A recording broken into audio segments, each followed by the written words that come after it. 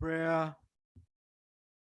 Almighty God, who in your infinite wisdom and providential goodness have appointed the offices of leaders and parliaments for the welfare of society and the just government of humanity, we beseech you to look upon with your abundant favor these your servants, whom you have been pleased to call to the performance of such important trusts in this land.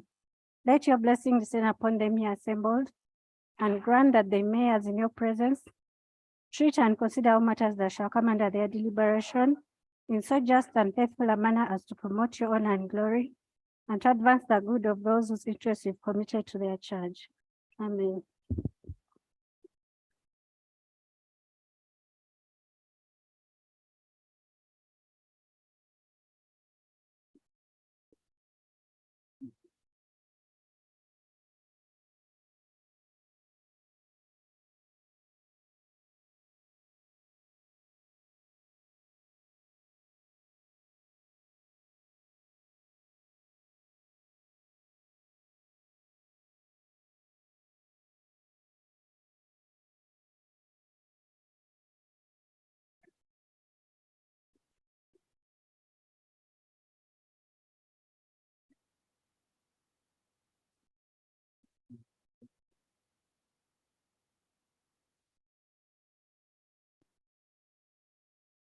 Item 2, communication from the chair. Honorable members, I welcome you to this afternoon sitting. I commend the determination you exhibited yesterday when we passed the Anti-Homosexuality Bill 2023. The 11th Parliament has entered in the history of books of Uganda for the good work you did yesterday. I really appreciate on behalf of Parliament of Uganda. Thank you so, so much. The exercise of legislative role as envisaged under Article 79 of the Constitution of the Republic of Uganda, 1995, is intended for peace, order, development, and good governance for Uganda. I urge you to ensure that all that we do, we live true to the intentions of the framers of our mighty Constitution that we sought to uphold. That is the kind of commitment that we have defined as 11th Parliament. We legislate for our people. We are a people-centered parliament, and with that, great nations are built on the concreted effort of leaders and citizens. Your selfless work that you're doing is what is going to build this country, and we must leave this country better than we got it. I urge all of you to strive to transform the lives of those people that you represent. I do appreciate the work you do here, but I also want you to do some work for the people you represent in the constituencies. You may not have the money to give them, but you need to encourage them, talk to them, ensure that they go into an economic activity. They need to be guided. Everybody will always listen to their leaders. So I ask members, because I want all of you to come back in the 12th Parliament. All of you should come back. This is the best parliament we have had, and we want all of you, but you can only come back once you're working with your members, once you're working with your constituents, once you support your constituents. We have these government programs.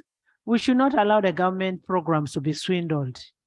Let's put our hands and eyes into it and ensure that we monitor what is being done and the people benefit on the ground. Once more, I want to thank you so, so much, so much. The bill we passed was the bill of the year. Thank you. Next item. Yes.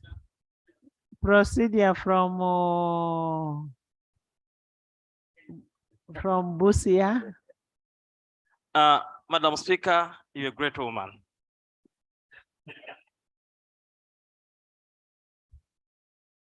Madam Speaker, why I've called you a great woman, what had failed parliaments of Africa and parliaments of East Africa, yesterday you led the parliament of the Pearl of Africa to make history in the region.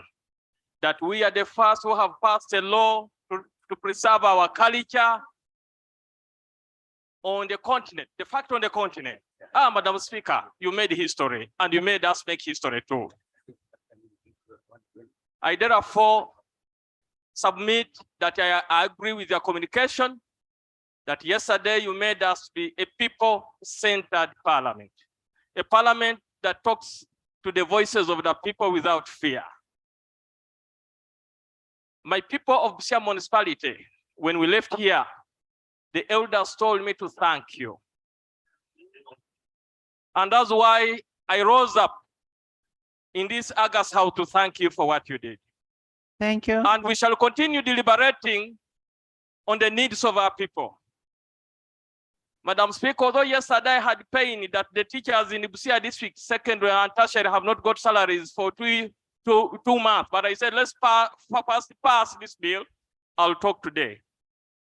I pray that, Madam Speaker, if the Minister of Education would listen, the teachers, secondary and tertiary, would get the salaries as a thanksgiving for the bill of yesterday. Thank you. And lastly, Madam Speaker, I want to encourage our brothers who come from the borders. That is now almost 4 days, our people are not crossing because we are born in communities on the border, that you have one side, one clan that runs to both countries, but there's too much deployment in Kenya that our people are not even crossing to even get water. My prayer, Madam Speaker, is that the leaders for East Africa should talk so that the region is calm. Because the major principle for the East African Federation is stability, peace, which builds a major objectives for the East African cooperation of free movement of people and goods. But I really want to thank you for what you did yesterday. Thank you. Thank you. Whatever happened yesterday, we give glory to God, but in most especially, we must thank the president for standing by us. Thank you so much, Madam Speaker. Yes, Speaker. Right, Honorable Speaker, thank you very much for this opportunity. I also want to join the rest of the members of Parliament in this House to say thank you. Big thank you to you, Right Honorable Speaker, for the exercise well done yesterday. I also want that exercise of yesterday made us to know the cowards in this August House. They were not in yesterday, but today some of them are now sticking in. So, Right Honorable Speaker. Honorable members, as I promised you, I am going to get a printout of all the members who were here yesterday. Thank you so much, Right Honorable. Right Honorable, because of the sensitivity of the yesterday's exercise, in your communication, Right Honorable, you made mention about tomorrow's exercise of paying tribute to the fallen comrade, Right Honorable Jacob Olanya. It's my humble prayer that, Right Honorable, if the program can be shared, because I am told that people who are traveling from tomorrow to come and attend the exercise of tomorrow. So I urge kindly that the program be shared with us so that we know what will happen in tomorrow's program. Secondly, Right Honorable Speaker, in your communication, you mentioned about doing a lot for our communities, which is a call to all of us. I am aware that in the last year, Mahiv supported members of Parliament with seats. How I wish that the same can be extended as soon as possible, so that we can utilize the rain which is dropping. I submit. Thank you, Semujo. Thank you very much, Right Honorable Speaker. Madam Speaker, I join you as I make a short comment on your communication in thanking colleagues who were here yesterday, a whole day, during the consideration of the anti-homosexual bill. Madam Speaker, we now, and this Parliament, stand on a high moral ground in our communities, at least I represent the people of Chira, they are very, very happy. What the people of Chira have asked me, Madam Speaker, we've now cleaned the, the request from my constituents, Madam Speaker, is that we must now also decisively deal with the issue of the iron sheet. We get the ministers who shared the iron sheets and we treat them like we treated the other suspects before. Once that I have done, Madam Speaker, the population of this parliament, the 11th parliament, at least in my constituency, will go up significantly. So I want to ask you, Madam Speaker, like you guided us very well yesterday, like you've guided us in many cases, to also guide us as we deal with these ministers. In fact, the request from Chira is that they all should not be coming to parliament. They should be in Kitalia, Ruzira, until their case is determined. Like we have had colleagues here, the Honorable Segirinya and Honorable Sewanyana before. So that is the request, Madam Speaker, from Chira, but Bahati, the Honorable Bahati. So that's the request, Madam Speaker, from Chira, that we help police so they can take these suspects to court, and on their way to Luzira and Kitalia, then this parliament will really continue raising. Honorable member, thank you. The issue of iron sheets is still under investigation. Our committee is going to bring a report to this house. Honorable members, is it all on communication? Yes. Yeah. Thank you, Honorable Speaker. Honorable Speaker, the procedure matter I'm raising is that of recent you communicated here, asking members of parliament and the civil servants to declare their wealth to the IGG. And there is a letter circulating in the public where Genome 7 is directing the IGG armed officers to declare their wealth. But under Article 227 of the Constitution, the IGG is not directed by anybody. And once a person gets money from the consolidated fund, he's mandated to declare his wealth.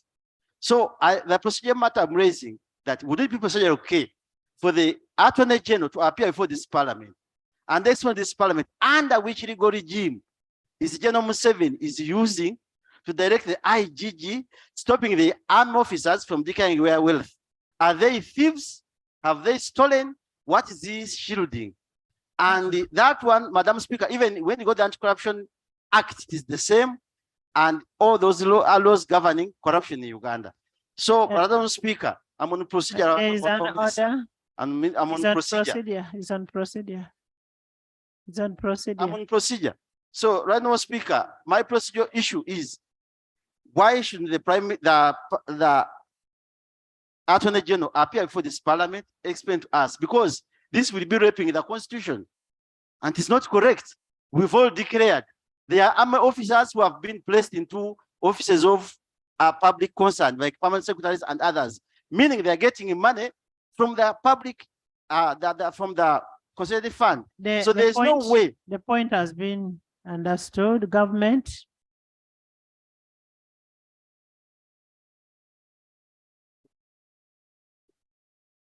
Right, Honorable Speaker and honorable colleagues. First of all, Uganda is governed by the rule of law.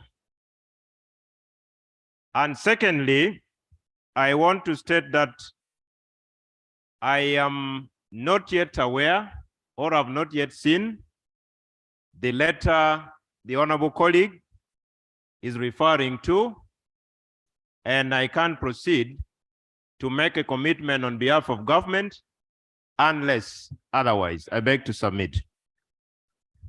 Now, Honorable, was the letter addressed to you? No, Speaker. No, I'm saying The letter. Let's get the letter, then we'll ask the Attorney General to come and respond. No, Speaker.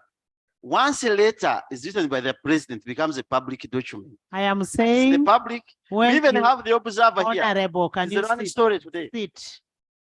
Madam Speaker, you are asking me, and I'm trying to respond. Right now, Speaker. Next. I am saying, let's get the letter and have the Attorney General come and respond to that. Stop arguing like you're in a Marua joint. Procedure, right? Thank Thank you, Right Honorable Speaker. Right Honorable Speaker, I want to rise, first of all, to thank you for your communication and of course to join others to thank you for yesterday. Right Honorable Speaker, as you're thanking us for the work we are doing, Right Honorable Speaker, we have a glaring problem at hand, Right Honorable Speaker. Right Honorable Speaker, from yesterday, all Ugandans who are traveling and moving to Kenya with goods are stuck. Actually, Right Honorable Speaker, I don't know how the Honorable Macho missed this, but from Bugiri, almost to Busia, Ugandans are not allowed to go into Kenya. Right Honorable Speaker, it is a crisis that is a very serious crisis that Ugandans are not allowed to enter with their goods because of the strike that is taking place in Kenya. Right Honorable Speaker, information, okay, information. She comes from the border, Right Honorable Speaker. Thank Which you. border? Thank you for giving me way. Right Honorable Speaker and honorable members, it is not only goods, even trucks from the other side, the fuel trucks from the other side of Kenya cannot move. It is now 3 days down the road, they have been packed, so they cannot cross over, meaning that the challenge that we had last year of fuel crisis may arise again, Madam Speaker. Thank you. Right Honorable Speaker, the point I wanted to raise, sometimes government does not come in to respond and things keep on building up. So the procedure matter I wanted to raise, Right Honorable Speaker, wouldn't it be procedure right for you to guide us and direct government to come and communicate to us the proposals they have, because this is something that is already taking place. The strikes are going on, fuel is not entering, our traders can't do business, and things are getting stuck. Before we reach the final worst situation, couldn't government come and give us a word and promise and tell us what they are going to do as government so that we move in an organized manner? Right. Thank you, government.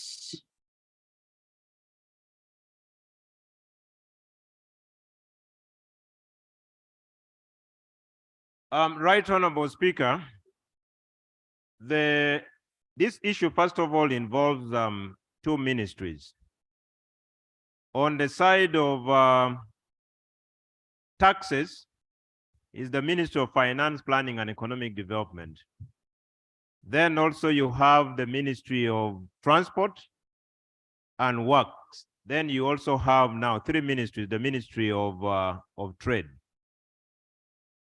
I believe that the three ministries, but since finance is here, because we are also seemingly losing revenue, finance can undertake to lead the other three and see how best to respond to the issue at hand. Honorable Senior Matia, with the permission of the Speaker.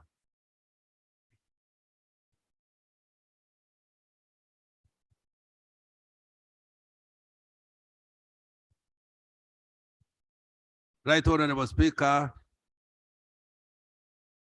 and the colleagues, it's a pleasure to be with you once again. The issue that has been raised, we shall handle it.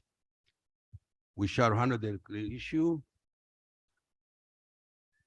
when and as our capacity has developed. Thank you.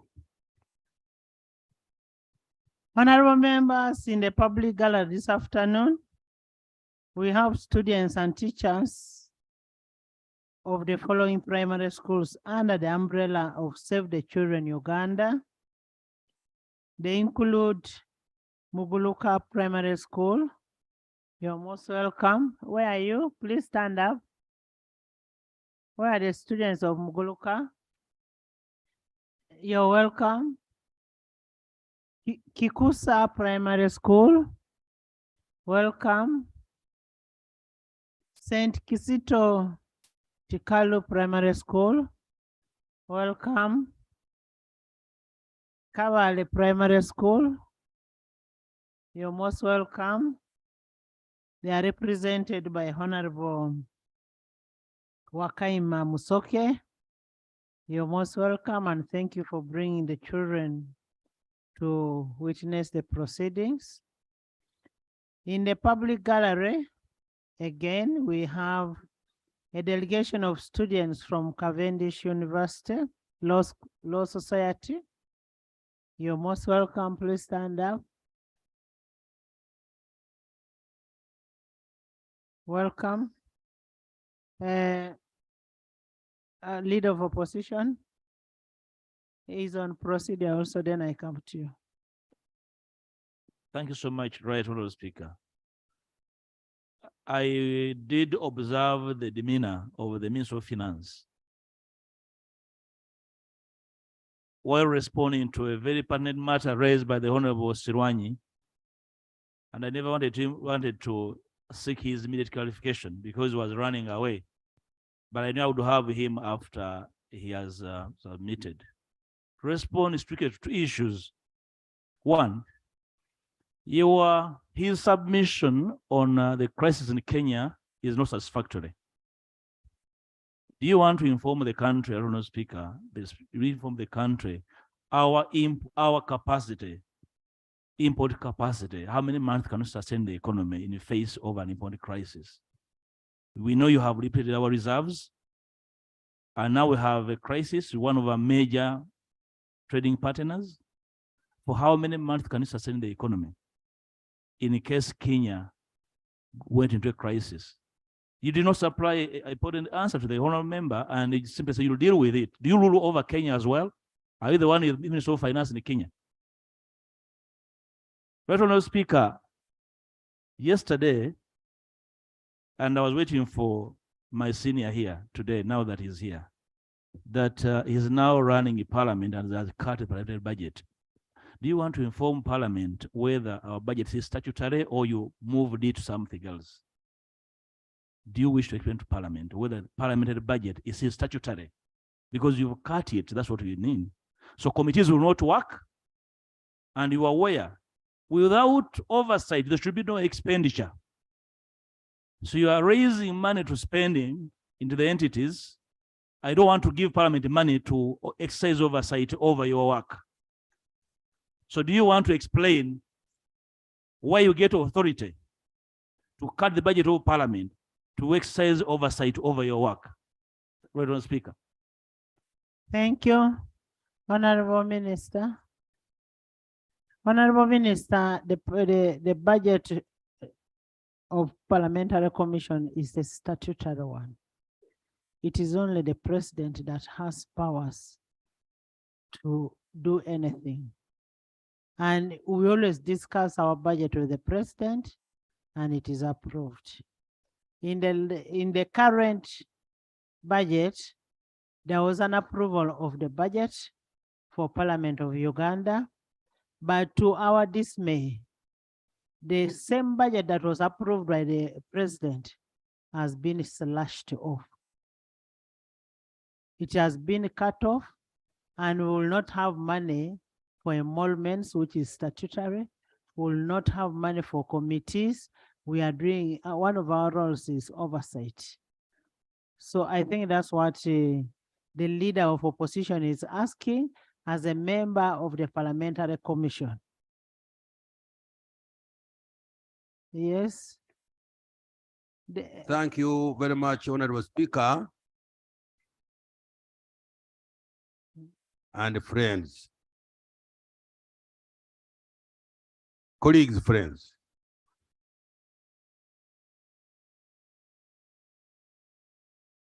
Now someone will Please, Minister, go ahead, go ahead. Since I came here, not having got, I remember, Madam Speaker, we talked about that issue. May I beg that you allow me to retreat. And I come and give you a solid answer. Because I would not want to talk something. Please, Honorable members, we not want refuting a to answer question. solution. I think Honorable members, we need a solution to this issue. And if the minister is saying he wants to retreat and give us a feedback, the minister you're looking at is also a member of parliament. He is also affected. Yes. Madam Speaker. Madam Speaker. Madam Speaker, the point of order I'm raising. The Honorable Matia Kasaija is a member of Parliamentary Commission. He now says, you know, I came here not knowing. So you don't even know that you're a member of Parliamentary Commission. So you need to retreat to know that you're a member of Parliamentary Commission. Honorable Kasaija is retreating to come and give us a feedback on the issue of the budget. And secondly, about Kenya. We will give Honorable Kasaija Madam Speaker, 20 minutes to go and give us a feedback. Madam Speaker. Yes, Sechi. Madam Speaker, thank you very much for the opportunity. Madam Speaker, I wanted initially to thank you because for the first time I saw a united parliament and your ability to galvanize both sides of this house in a common cause and position was impressive. There are not many occasions where Parliament is united as it was yesterday. But before the Honorable Minister can run away. Honorable Minister, before the Honorable Minister can you run have away. something to lay on table before you leave. Madam Speaker, I'm seeing for the first time ministers running away from their responsibilities. And this is saddening. When a direct question was raised, we are seeing blockade on the border. And this elicited a direct response. But for the minister to say we shall act as it comes and within our means, this is the first time I'm getting a very vague response from the front bench. Even as the leader of government business was unable to respond to Honorable Sewungu's press story. Here we get information from all sources and angles. The best you do, you say, I'll check and give a response to this house.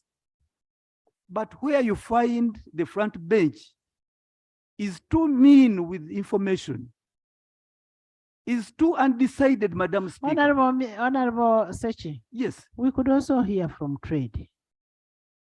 Most obliged. Thank you. And let's not just answer for the sake. Let's take action. Madam Speaker, I want to request that we make a statement to this House tomorrow about what is happening on our borders. A statement and action. And action. And then I'll also need from Shadow. Yes, and what steps we are taking. Yes. To help. Yes, Okot. Yeah, thank you. Thank you, the Right Honourable Speaker.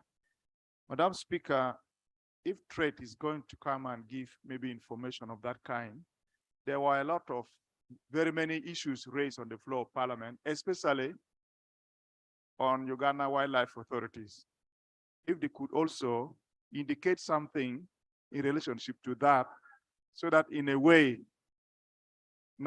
I mean, because trade is going to come and submit a report, a detailed reports here, and we have other pending burning matters also. Under Rule 220, we are going to have action taken reports next week. So all the members, government chief whip, all the issues that were raised must be responded to. So ask all your ministers to be ready to come and present action taken reports.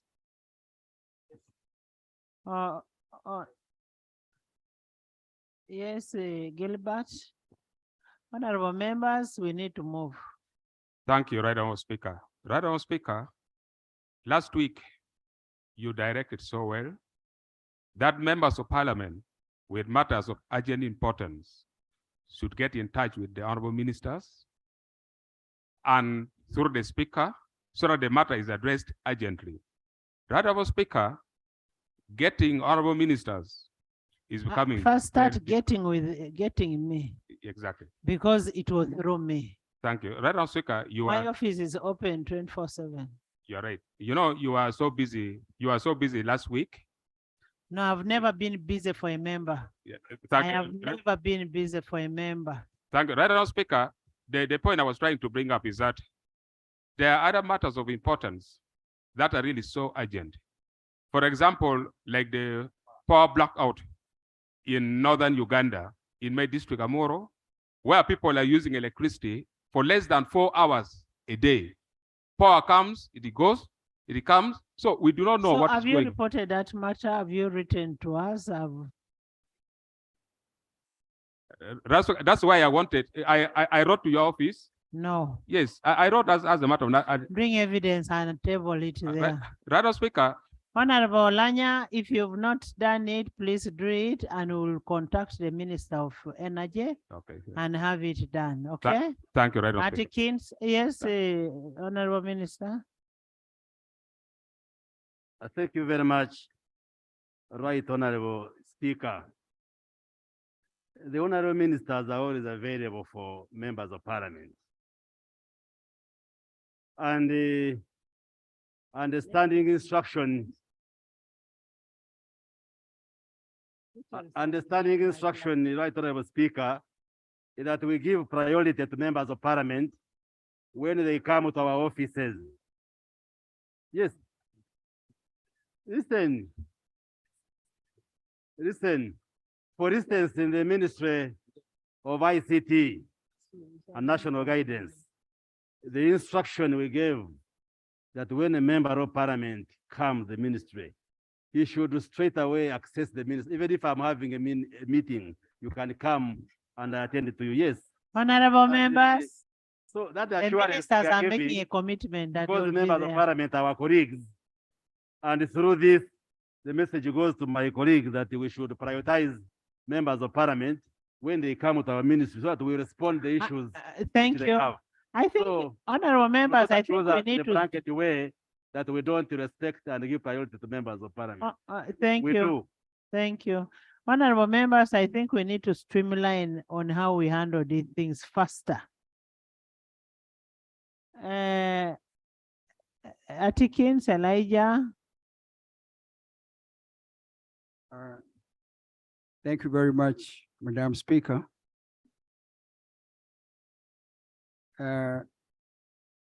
First of all, I want to deliver to you, Madam Speaker, greeting from Kasese. I lost an uncle. I just returned. But Madam Speaker, at the burial of my uncle, they asked me to deliver this appreciation to you. And this is in regard to your letter dated February 7, 2023. The attention that you gave when one of our senior citizens aged 75 was abducted, illegally detained in an illegal facility, tortured and murdered, and his body dumped in Malago Hospital. Madam Speaker, your letter invoked addressed to the Minister for Internal Affairs generated a response from the Minister of Internal Affairs dated February 14, 2023, and also a letter from the Minister for the Presidency dated February 9, and very finally, Madam Speaker, a letter from the Minister for Internal Affairs addressed to the IGP. Specifically, Madam Speaker, when you directed that the murder of a senior citizen be comprehensively investigated and action taken. Madam Speaker, all of these letters are addressed to the IGP, and specifically the Minister for Internal Affairs, General Kahinda Tafiri, directed the IGP to respond within 7 working days and give you a copy. Madam Speaker, I have just come from your office. This copy from the report from the IGP is not yet in your office, Madam Speaker. And I look at this as something fundamentally wrong, speaking quite a lot to our systems. Madam Speaker, a Minister for Internal Affairs is the main supervisor of the IGP. I don't know under what condition of law does the IGP ignore instructions, direct instructions, clear instruction from the Speaker and the Minister for him not take action. Since it's now 3 weeks, and Madam Speaker, the IGP was given only 7 working days. Madam Speaker, the reason why I took the floor is basically a procedural question. Madam Speaker, do we still have a country that is governed according to a set of laws and procedures and systems?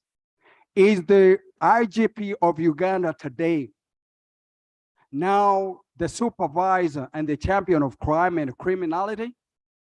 Because the Kasese people want accountability. The body was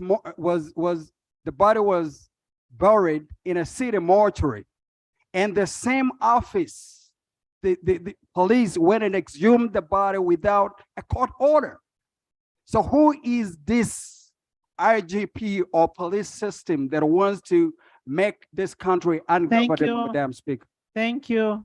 I got a response from IGP, and I am going to have a discussion between you and leader of opposition on the response that we got. I actually had a meeting with IGP and his team in regard to that letter, and we will have a closed door meeting in respect to that. Madam Speaker. I even informed you, first of all, sorry for the loss of your uncle. We condone with you, but I also informed you that I had information to share with you. And we are going to have that meeting. If we can have it tomorrow with LOP, that would be good. Elijah, and Madam then we go to the next. Madam Speaker, I want to thank you for your kindness and grace. Much appreciated. Thank you. Thank you, Right Honorable Speaker. Right Honorable Speaker.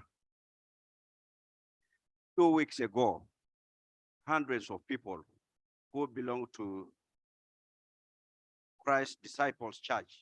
Is that on my communication? No. No, Honorable Elijah. Yes. I said, put it in writing, bring it to me, I'll forward it to, because now you're mentioning it, there's nobody to respond. The minister responsible is not here. So just put it down in writing and we forward it to government chief whip, and we need a response. Madam Speaker, I beg your indulgence. If you could allow me, then the minister can take up. Right Honorable Speaker, thank you. As I stated earlier on, 2 weeks ago, hundreds of people that belong to the Christ Disciples Church in Serere and more so in Kasilo left Kasilo after their leaders had told them that catastrophe is going to befall Uganda. They sold their properties and left animals for Ethiopia. Now, my concern, our concern of the people is, we don't want what happened in Kanungu for us to hear that has happened in Ethiopia. Yesterday, I received a video of a church where they are in Ethiopia. So, Right Honorable Speaker, the Minister of Foreign Affairs, pick up this matter. Pick up this matter because we don't know what's going to happen. We don't want a repeat of the Kanungu, because the sects are being confused. A situation where they decided to sell all their properties and left on a trek. I don't know even how they moved these villagers who have never even reached Soroti town, reached where, and we don't know where the security was to leave such a population, live and find themselves in Ethiopia. So, right, Honorable Speaker, we don't want mass graves again to be discovered that we have lost people because they belong to certain sects. Their leaders have confused and deceived. Thank you. That is a potential case of human trafficking, and this must be handled. Government chief will pick it up, and then minister will come. Seungu, can you play your letter that you talked about on table? Thank you, Honorable Speaker. Honorable Speaker, I beg to lay the letter you talked about. First, apologize for making noise. Just. Honorable Speaker, I not make noise. I was on the principle, but in a good faith, I must apologize before you. Okay, lay it on table. Yeah, Honorable Speaker, this letter was written on 24th April 2022 to Honorable Betty Kamia, Triomwe, Inspector General of Government. I don't want to delve into the details of this letter because they are necessary. But however, I want to read this letter where the president is stopping the IGG from asking senior armed officers and officers to declare their wealth. I beg to read. And Honorable Speaker, these copies I can give the ministers on the front row. It was received. Yes, it was received. And he's indicating what? Then I can also provide the newspaper to the chief whip since he has no papers. Thank you. In his office, so that he reads the observer carefully to understand what I'm talking about. Thank you, Honorable Speaker. Thank you. Next item. Item 3, laying of papers, Treasury memorandum on the report of the Public Accounts Committee, Central Government, on the report of the Auditor General on the health sector for the financial year 2019-2020. Honorable members, Section 53(1) of the Public Finance Management Act requires the Minister of Finance to submit a treasury memorandum within 6 months to Parliament for adoption, and it will be referred to Auditor General pursuant to Section Article 163 of the Constitution of Uganda, and in furtherance to Section 53(1) of the Public Finance Management Act, I now invite the Minister of Finance to lay the memoranda.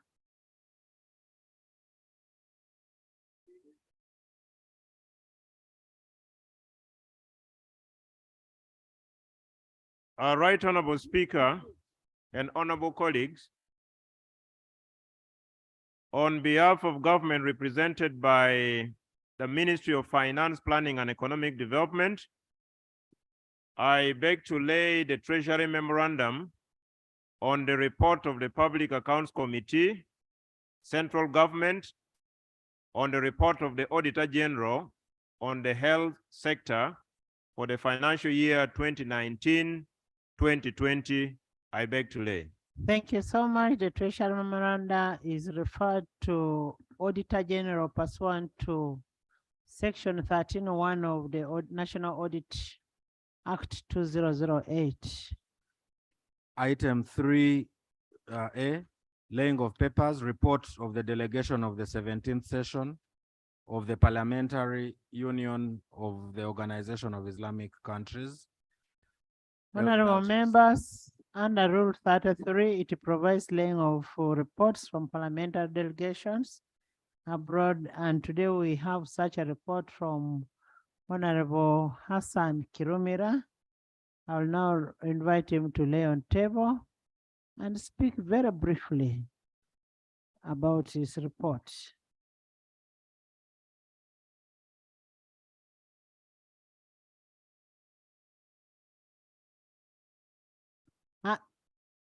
Speaker, thank you for granting me the opportunity.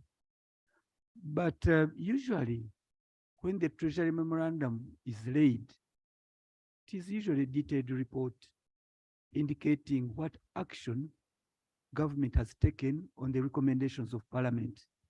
And when the Honorable Minister rose I thought he would be able to lead us through what recommendations. The import is for Parliament to know that particular actions A, B, C, D have been taken. And it is in that spirit that we receive the report and we proceed, Madam Speaker. You've not looked at the report. You're debating in anticipation. The report we have here has all the actions taken. The Auditor General is going to look at the actions, whether they are really actions taken, whether it has been done, and then report back to the House. The report is here. We are going to deposit a copy in the library. If you need a copy, actually you can have a chance to look at the copy I have so that it helps you. Honorable Kirumira, please give that to Sechi. Thank you, Right Honorable Speaker. Before I lay this report, Right Honorable Speaker and honorable colleagues, allow me make mention that Uganda is a member of the OIC countries since 1974. And as a member country, we benefit a lot. A lot of benefits accrue to Uganda as a result of this membership to the OIC. For example, the Islamic University in Uganda was constructed from this organization. Uganda also benefits through numerous scholarships from OIC member states. Ugandans in various fields.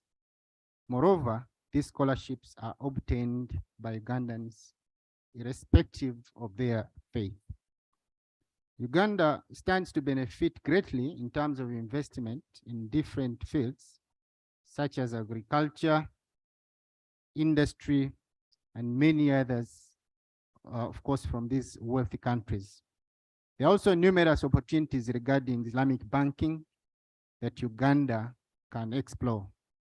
Right, Honorable Speaker and honorable colleagues, the most patent resolution of this conference was reaffirming the need to respect the independence, cultures, and civilization values of member countries, and rejecting attempts to impose, undermine, or any cover for strange external behaviors or practices, including homosexuality. I wish to note, Right Honorable Speaker and honorable colleagues, that the OIC has the same position of this August House and the people of Uganda regarding resisting attempts for cultures that contravene our values. To that end, Right Honorable Speaker and honorable colleagues, allow me lay a report of the delegation of Parliament of the 17th session of the Parliamentary Union for the Organization of the Islamic Countries, which took place in the capital Algiers from the 29th to 30th of January 2023. I beg to lay. Thank you so much, Honorable Kirumira. The report will be deposited in the Parliamentary Library for its reference. And thank you for giving us a brief of the report. And also thank you for representing the country. And you're doing very well. Yes. Thank you, Right Honorable Speaker. Item 3C. Procedure. Yes. Thank you, Madam Speaker. Rule 33, sub-rule 3. The Speaker shall appoint time not exceeding 45 minutes for debate on the parliamentary delegation abroad. Honorable Speaker, are we procedurally moving on well as such an important report when we have not given time to debate about it? Thank you. Rule 8 gives the Speaker a discretion to determine on matters that So I have given him time. He has presented his report, and I have said, take to the library and you'll go and read it. Say, Tinker. Tinker is also on procedure. Madam Speaker, thank you very much for giving me this latitude. My submission was coming in the circumstances that you had given us opportunity to debate the report, because the matter that I wanted to raise are concerns of Muslims in participating in the parish development model, where people are forming circles, and these circles require people to take money at an interest that is contrary to the Islamic faith regarding taking money for interest. So no. The matter that I thought I would use this opportunity to raise in the circumstances was how we are going to restructure these government policies to be in line with what is propagated at the Islamic Organization Conference. Honorable Tinker, when the loan is taken under Islamic banking, is when it becomes haram to ask for interest, but it does not limit Muslims from going to the open market and getting loans.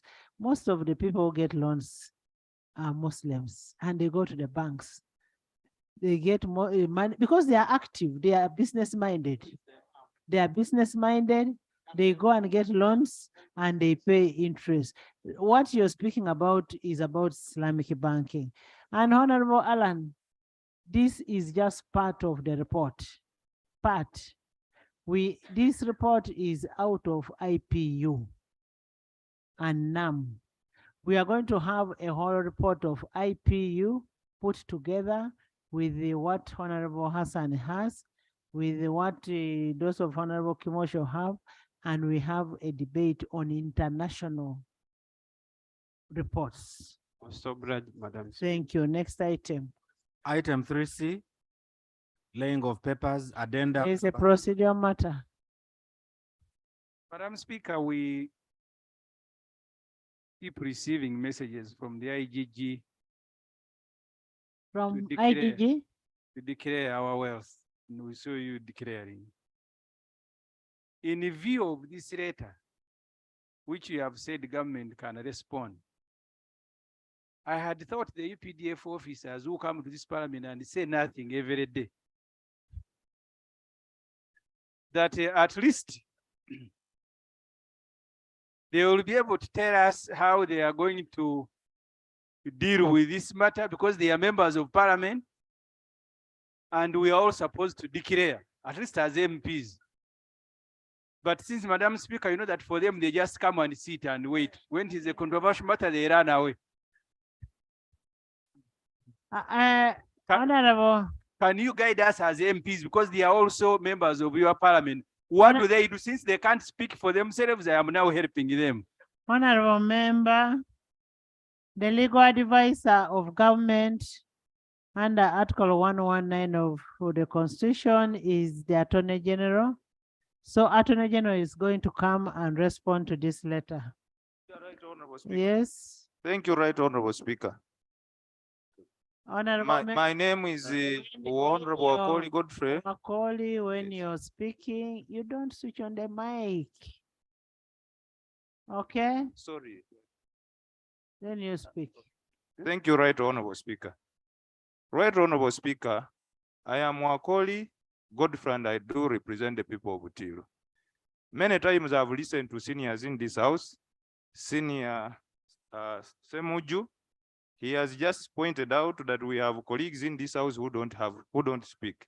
But Right Honorable Speaker, some of us in this house have issues to raise.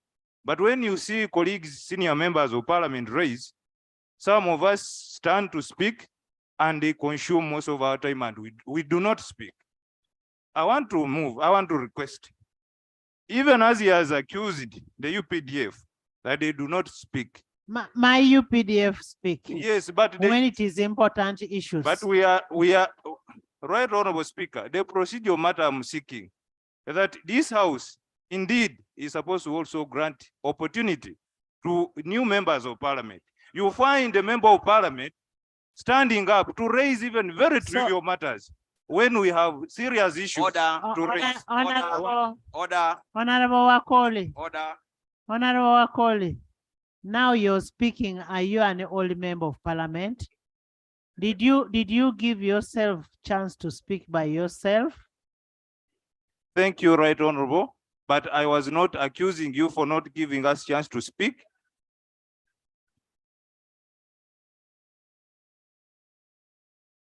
Honorable members, just leave.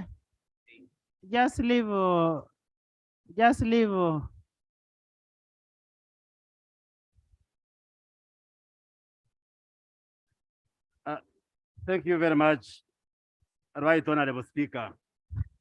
And one thing I'm going to tell you, stop attacking the presiding officer. I'm sorry. This must stop. Are you getting me? If I have a debate on something, I know whom I should pick, who can add value.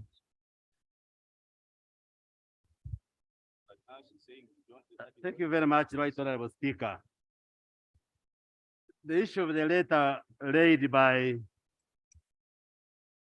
the Honorable Seungu, I have also just read it, an old letter. But I just wanted to clarify, as the Attorney General comes to the House. Honorable members, listen. As the Attorney General comes to the House, it is not correct to say that the President said that the armed forces, the soldiers should not declare. What he's saying, that the IGG should study the way the security officers should declare so that the declaration doesn't undermine national security. I have read the letter, he's saying, work with the army so that the manner in which soldiers declare does not undermine national security. He did not say don't declare. So it's important not to mislead the public. Let's wait for Attorney General to come on. The public should be misled. Order. That soldiers cannot declare. Let's wait for Attorney General. Next item. Item 3C, laying of papers, addendum number 3 to supplementary schedule number 1 for the financial year 2022-2023. Honorable members, as you may recall, aware that Article 156, 2 and 3 of the Constitution, I am going to get you people out of the House.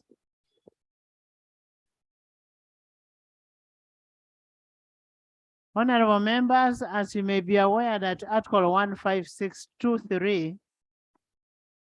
and 3 of the Constitution and Section 25 of the Public Finance Management Act 2015 provide for supplementary budgets and require legislative approval on the same.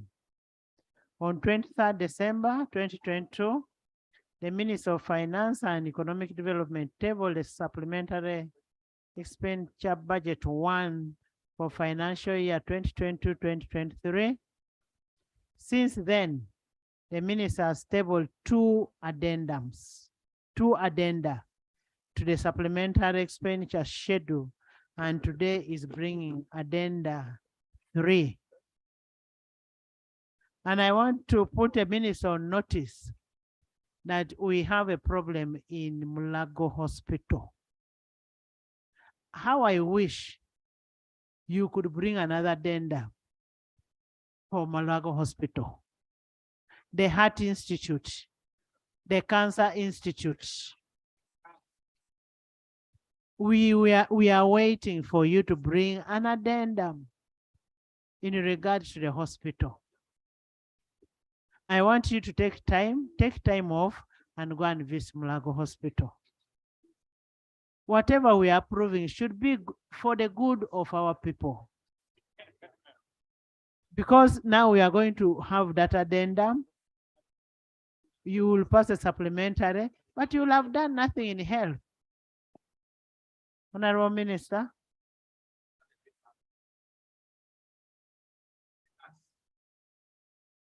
And we shall be waiting before we bring the supplementary, we shall be waiting for health. Thank you very much. Thank you very much. There's a procedure matter. Thank you, Madam Speaker. Right Honorable Speaker, last year, using the powers entrusted in the Minister of Finance, the Honorable Minister, who is just going to lay addendum number 3 of Schedule 1 of the supplementary budget, paid tobacco farmers in Bunyoro within the 3% supplementary expenditure limit. Following that payment, issues were raised to government and the Prime Minister came on the floor of this House and explained and communicated to the country that the President had directed her to work with trade and finance to pay monies owed to West Nile tobacco farmers. Before the minister lays that addendum number 3, wouldn't it be procedurally right that he clarifies if he has exercised the power he exercised to deal with farmers in Bunyoro in the case of West Nile tobacco farmers as he lays this addendum now? I thank you. Honorable members, the issue of the payment of farmers for Bunyoro, as you have said, it was paid under the 3%. The report is going to come to the House. However, Honorable Minister, the issue of the farmers for West Nile must be provided for. We need those farmers also to be paid. Let's have it in the current budget, in the 2023-24 budget, and have those farmers paid. Let's not discriminate. So let's have that done.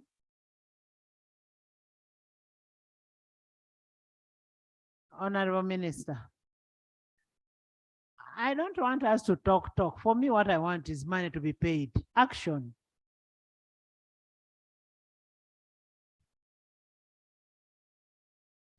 Right, Honorable Speaker, let's begin with our farmers, the tobacco farmers in West Nile.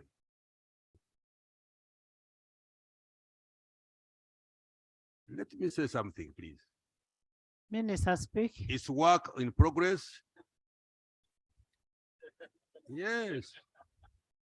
Honorable members, there is a verification process team that has been put in place under Attorney General's chambers. So please. I have got a communication to that effect. Thank you. I don't need to add more on that one. Can you lay your supplementary? Madam But Speaker. we need to know, Honorable Minister, we need to know how far you have gone with the verification and when are the payments beginning. Information. Okay. Honorable Minister, is that understood? You are aware verification. I did not give you to speak.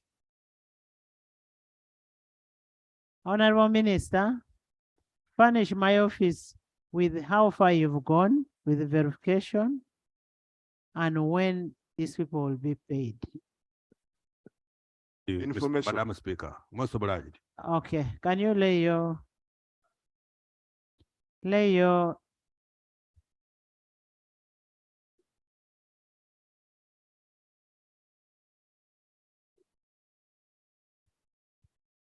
Honorable. Am I holding the floor, Madam?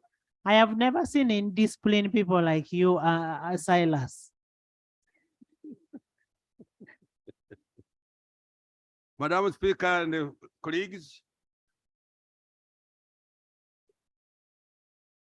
I wish to lay addendum number 3, supplementary schedule number 1 for financial year 2022-23. I beg to lay. Thank you. When do we have for health? When shall we have the one for health? I am also aware that health returned 80 billion.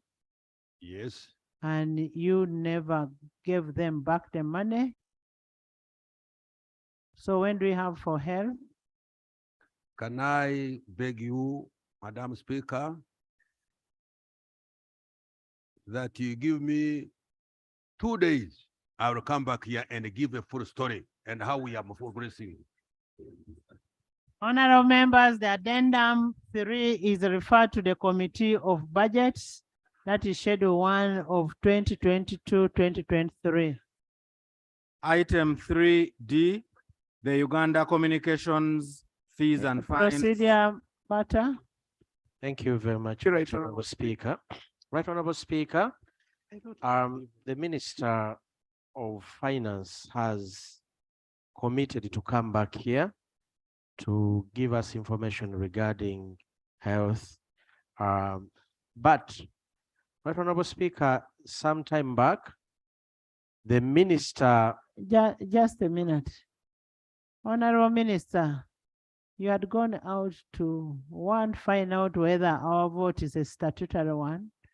2, give us information about the cuts that you've done on the parliament. Madam Speaker. Madam Speaker and the colleagues, the issue of budgeting as the Parliament desires is being handled by the 3 arms of government. Parliament will be involved, the executive is involved, and the judiciary. The decision is outside my hands. It is in the hands of the 3 arms of government, Madam Speaker.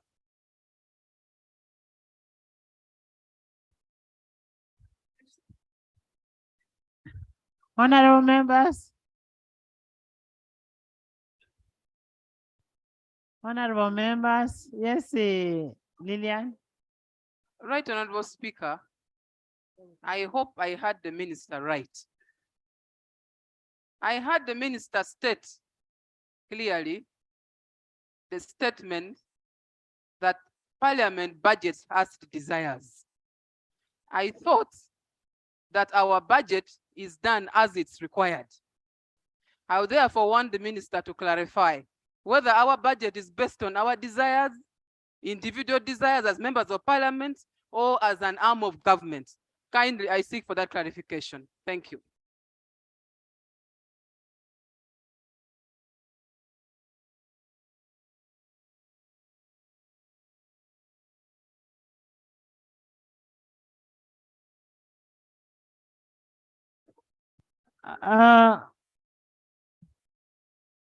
Honorable Minister.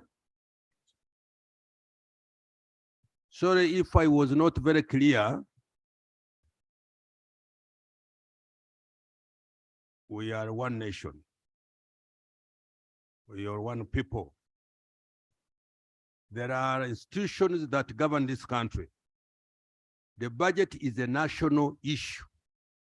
It cannot be decided by a single sector. What I'm saying is that this budget is going to be shared between Parliament, between the executive and the judiciary. And we decide on how to cut our cake in order for each sector to move as necessary. Procedure. Asman.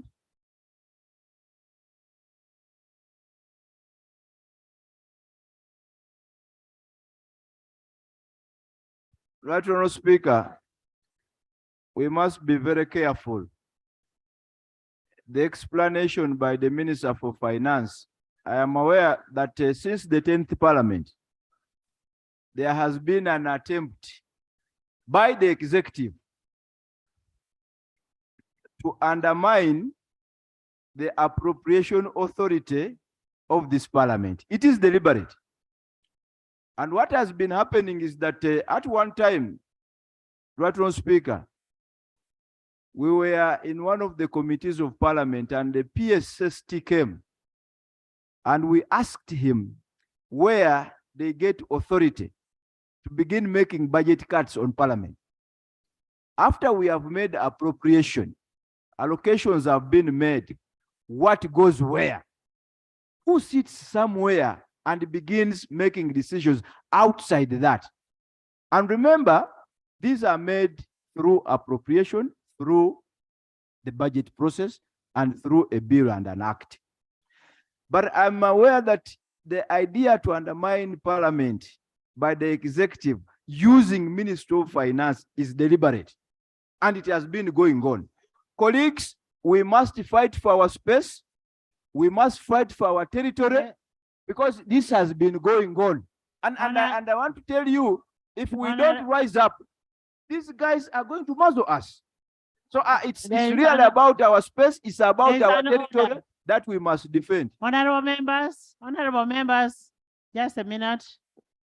Honorable members, they are not guys, they are they are from now. Honorable Kasaija, as a chairperson of the Parliamentary Commission, I am summoning you for a meeting in regard to that, and we must have a meeting before you go and discuss the budget with the president. So let's have a meeting tomorrow before you go and debate on the budget. Next item. Item 3D, laying of papers, the Uganda Communications Fees and Fines Amendment Regulations 2023. Honorable members, Section 93 of the UCC Act 2013 mandates the minister in charge of ICT to make a regulation for implementation of the act. The regulation requires parliamentary approval.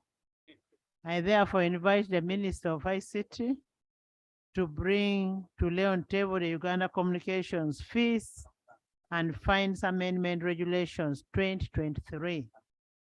Honorable Minister. Thank you very much, Right Honorable Speaker. Before I lay, let me just make one comment about what the regulation is about. Is that we have reviewed the spectrum and provided for spectrum access bands. Spectrum refers to the visible radio frequencies on which the communication signals move.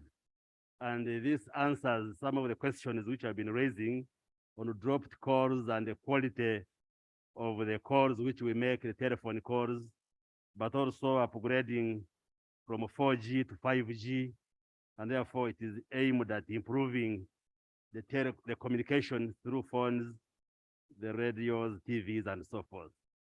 With that, Right Honorable Speaker, in accordance with Section 93 of the Uganda Communications Act, I beg to lay on the table the Uganda Communications Fees and Fines Amendment Regulations 2023. I beg to lay.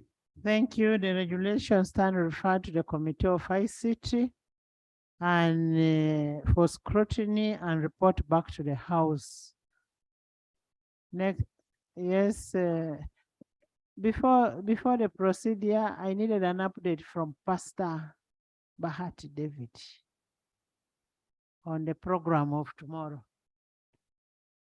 Madam Speaker, as part of the activities to commemorate the work and the contribution of our brother, the Right Honorable late Jacob Olanya, the Uganda Parliamentary Fellowship, which meets every Thursday from 7:30 to 8:30, is inviting you. We have prepared prayers to remember him to pray for his family and continue praying for this house at the members' lounge, 7:30 to 8:30. And breakfast will be served. It's budget neutral. We want to invite each one of you to come and be part of these prayers. Thank you. Thank you. After that, at 2 to 4, we shall be paying tribute. Let's have prayers in the morning. Yes, Lord. Much obliged, Right Honourable Speaker. The Honourable Minister for Information has just laid here the regulations for the commission. We have raised severally in our alternatives here the question of the minister failing to appoint a UCC tribunal. And as such, the minister is the tribunal, maybe with his PS. The act, they are complainants, they are prosecutors, and they are judges at the same time.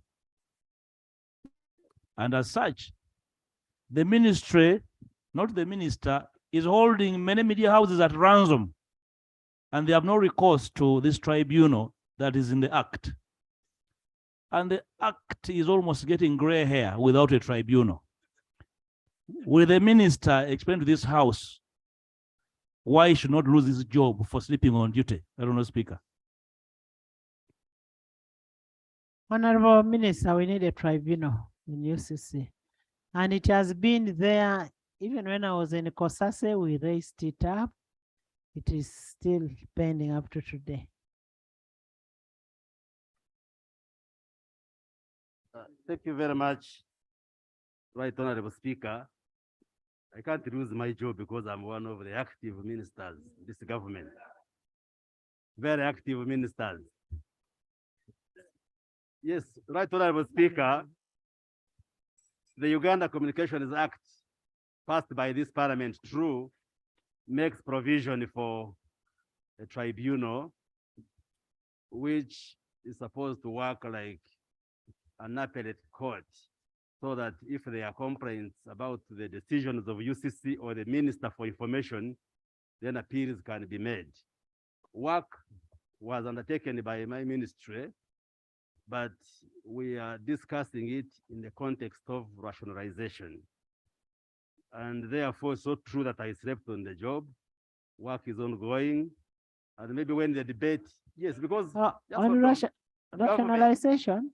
Yes, the executive arm of government is undertaking a rationalization exercise where agencies and departments are being reviewed.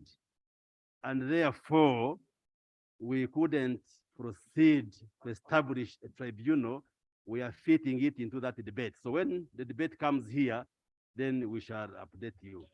Yes, Lord. Because the cabinet now cannot allow you to create a new institution or agency. It has to fit into that, yes. Lord. Thank you, Right Honorable Speaker. Honorable Minister, thank you for yielding the floor. Would you please clarify, namely, that since the act was enacted and passed, how are complaints resolved under this act? How are complaints resolved? But secondly, the issue of rationalization is just a few months back. So does the discussion of rationalization put a halt on the laws of the land? Were the laws stopped from operating because of rationalization? Do you want to clarify? Yes, yes, Abdul. Thank you, Right Honorable Speaker. The additional clarification that I would like from the minister, this regulation that he has laid here requires that before the minister makes that regulation, consults Parliament. The approval is prior to making the regulations. And I want the minister to confirm that Parliament actually approved this regulation prior to laying. If Parliament did not, then the minister ought not to have brought that regulation here. Honorable, So what has the regulation been brought for? For scrutiny by our sectoral committee. Right Honorable Speaker, by its very nature, Was there a consultation with the parliament on the regulation that you made? not consultation. Actually, section 93(1) says that the minister may first with approval of parliament and then the commission, then later make the regulation, meaning that and it's bring it to condition. parliament. Mm. The condition is that you must come to parliament and get the approval. After the approval, you can then now make. Did you get the a approval? regulation. Since you have referred it to the committee, we shall work with the committee on ICT. Yes. And the parliament will be advised what the law says. But you need to understand what the honorable member is saying, that there should have been a prior approval. The Attorney General will guide us on what the Attorney law General. expects of us. Attorney General. Attorney General.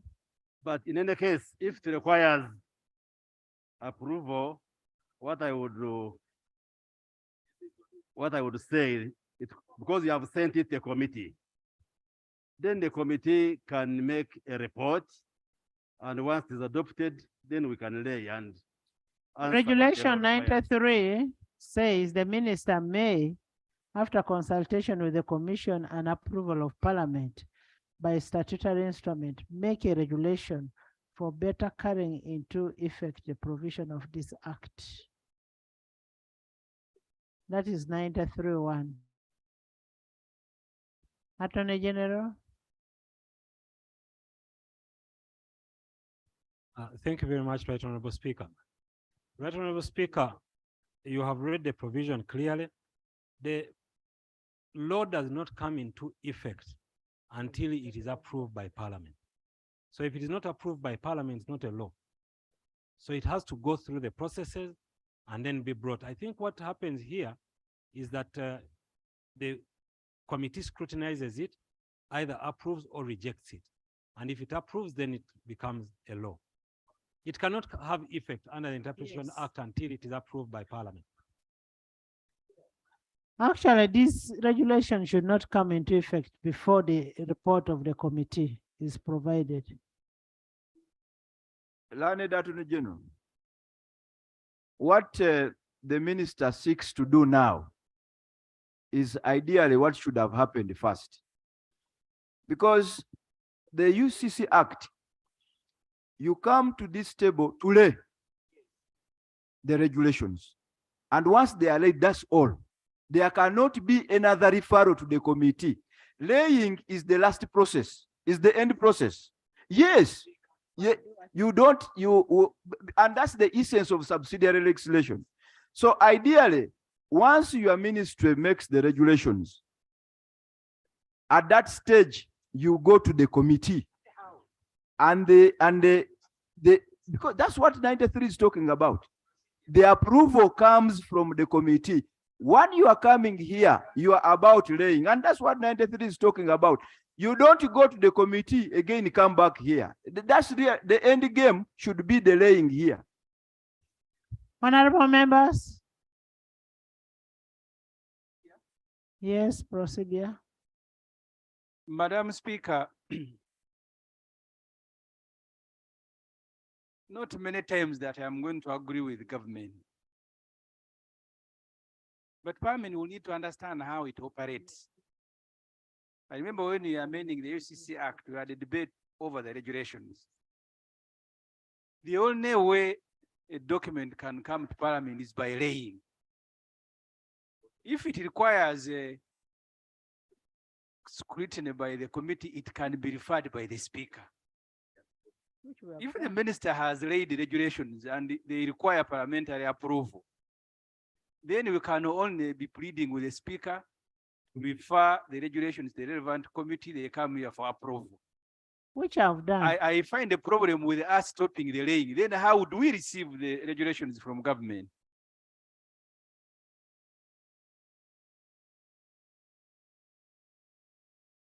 Madam Speaker. I want you to interest in the amendment of 2017.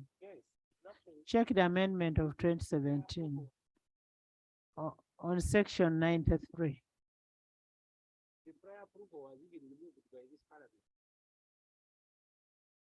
Honorable members, let's refer the document to the committee, and it will not come to an effect before we get a report from the committee.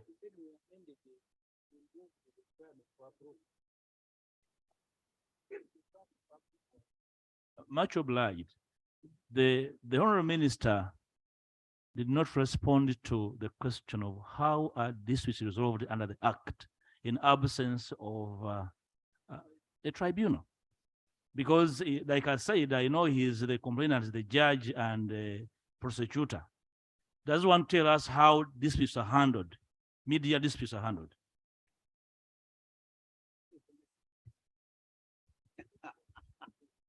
Thank you very much, Right Honorable Speaker. At the moment when there are disputes, UCC can look at them, the minister can look at them, but also the Constitution provides for High Court, which has an unrestricted jurisdiction, that if you are not satisfied, just hold on. You need to learn how to listen. If you are not, yes, just hold on, hold on. If you are not satisfied by a decision made by UCC or the Minister for Information, you can go to the High Court, because the High Court under the Constitution has unlimited jurisdiction and it can entertain the complaints. And Honorable Minister, Minister, yes, Honorable Minister, we need a tribunal. Yes, we need. Please go and work on the issue of tribunal. I am working on it, but I have guidance from cabinet. Yes. Because I cannot, yes, I cannot, Madam Speaker, I am a member of the cabinet of Uganda. I cannot bring work here if it is not cleared by cabinet. And the guidance I have from cabinet. Attorney General. The discussion of creation of any agency. Which wrong information? You don't sit in the cabinet. I'm giving you. Honorable members, Seungu. Seungu. Honorable Seungu, when I am chairing this house, I will not allow that. You mean if you say a word once, I cannot hear? You don't even have respect for visitors. You have visitors all over. What will these children think? No. Learn to have respect. To be got corrected. Thank you very much, Right Honorable Speaker. Let's have the. I want to tell you people, I will apply Rule 79 on a person. Thank you very much, Right Honorable Speaker. The point I was making, that there is a discussion. What you're talking, Minister, is not correct. For us, we want the tribunal.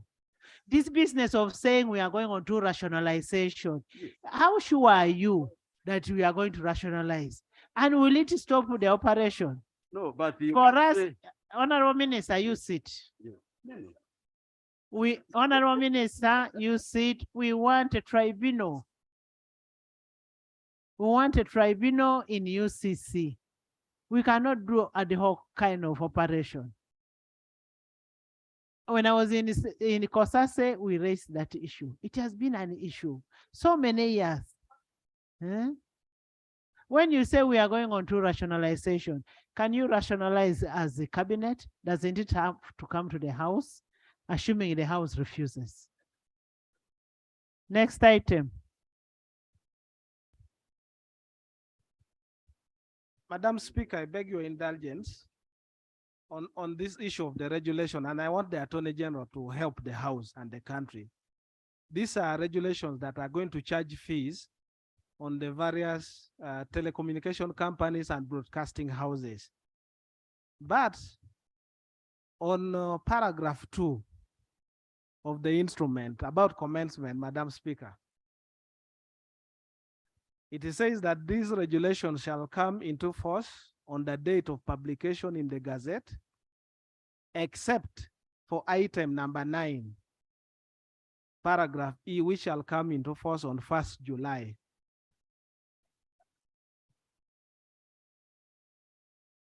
Madam Speaker, the issue I'm raising is on commencement on this statutory instrument. This is now the law. And a gazette I have here published on the 3rd of March, 2023, which means this instrument is now in force of law. That instrument should not come to effect before approval from the committee.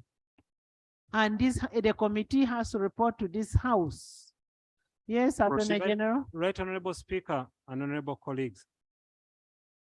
Section 93 was read and was amended and said that Parliament can reject any of the provisions that are put here. The Right Honorable Speaker has referred this document to the committee. If the committee feels that there is any provision that they do not want to have in here, the committee will report back to the House and the House will guide. That's what we are saying. We are making a correction of that by sending it to the committee. So our committee must now work and bring a report back. So for now, it cannot take effect. Madam Speaker, so the Ugandans who are out there should now know that it there is not no in law effect. at the moment, Yes. and UCC cannot collect these fees until Parliament has pronounced itself. Thank you. Exactly. Next item. Item 4, motion for reconsideration of the National Local Content Bill 2022 as returned by His Excellency the President in accordance with Article 91(3)(b) of the Constitution and Rule 142 of the Rules of Procedure. Yes. Madam Speaker, you earlier referred to the amendment. I was here when the Honorable Frank Tumwebaze, because the feeling in Parliament was that these regulations will require parliamentary approval. But the decision that we took as Parliament was that they will be laid. In fact, in effect, changing the requirement as it was before. So the approval was removed. The procedure issue I'm raising, Madam Speaker, is where the Attorney General must not address himself to the section as it was and to the section as amended. Because we seem to be returning something that we changed in this Parliament. I was here, that debate took more than 3 hours. And the feeling in Parliament was that bring the regulations, we approve them. But the decision we took was not to approve, was just to lay here. That's the decision that we took. So, Madam Speaker. AG. Right Honorable Speaker. I would like to give him quick information. AG. Right Honorable Speaker, the provision. There is a requirement that we must either reject or Can we hear from Attorney General? Can I hear from Attorney General? The timeline is a critical. Right Honorable Speaker. Honorable members, don't think you hold monopoly of being stubborn and thinking that you can pick a microphone and just start talking like I don't wish you to see the other part of Anita.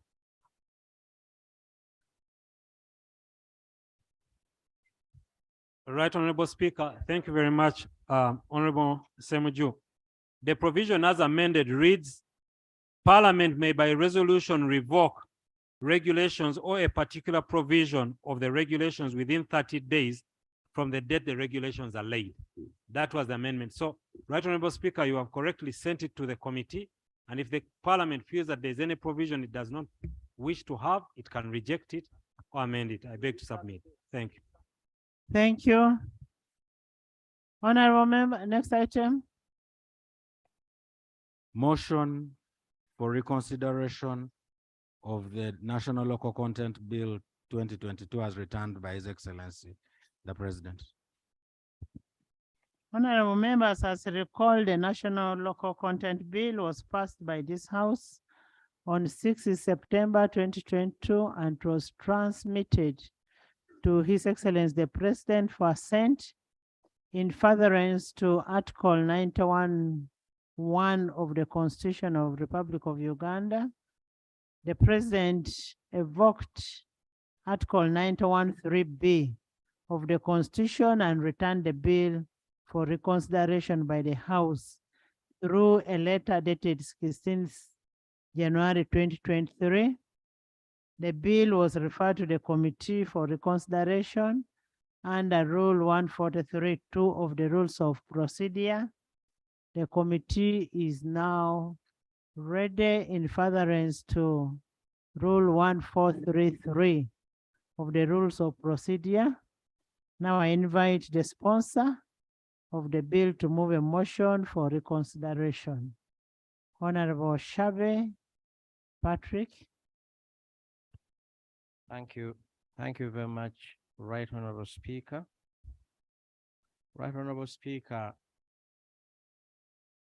before I move the motion, allow me bring members to speed, mainly about the local content bill. First move the motion, then that will be part of your. Thank you. Thank you very much, Right Honorable Speaker. Most obliged.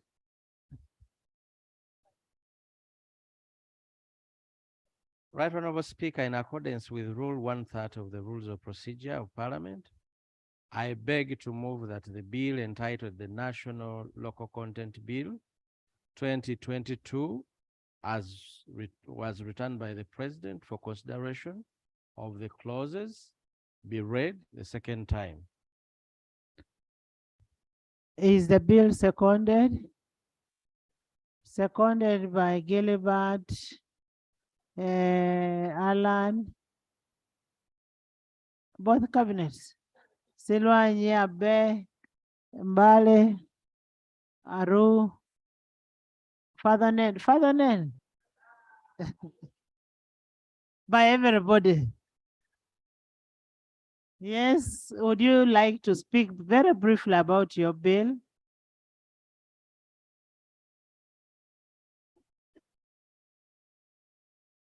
Thank you very much, Right Honorable Speaker. Right Honorable Speaker and colleagues, the local content bill was conceived some time back when we looked around what is happening in other countries. Honorable members, when you look in other countries, there is an institutionalized policy framework where the companies, the people of those countries are given priority, especially where taxpayers' money is used. When you go to Ethiopia, when you go to Kenya, when you go to other countries around us, there is an effort to ensure that their local companies, in the midst of this competition, worldwide competition, are given a chance also to prosper. When you come back here, all our companies here home, they are dying. Why? Because of the stiff competition that comes with the open nature of our procurement rules and laws. Honorable members, you've witnessed where our neighbors here will choose to say, please don't bring your milk. We have enough milk. Don't bring your maize. We have ours. Don't bring your sugar. We have ours. Why? Because in their inherent nature, they have institutional mechanisms and institutions to deal with ensuring that when they have a product, there is no reason why they import it. Honorable members, the fact that for us here, we do not have institution frameworks to ensure that our companies, our people are protected. This is why we thought of conceiving a legislation to cure this mischief. I'm calling upon you, honorable members, the same effort you used yesterday on homosexuality, we use the same effort to support our people in this country. We use the same effort to ensure that whatever is provided for in this law is for the benefit of the people of Uganda. I thank you very much. Thank you so much, Honorable Shabe. In the public gallery this afternoon, we have Father Oscar Ahimbisiwe from Kishariro Parish, represented by Honorable Timuzigu Michael of Kajara County and Honorable Muijiche. You're most welcome, Father. Thank you for sending us very good members of parliament. Honorable members, the bill was returned and it is self-explanatory. It has a letter which was explaining why it was returned. And I'm reliably informed there is a minority report to that effect. So we'll ask the chairman first to give us a brief report from his side, a summary of his report, and then we'll also hear from the minority members. We'll put more of our emphasis to committee stage. Chair.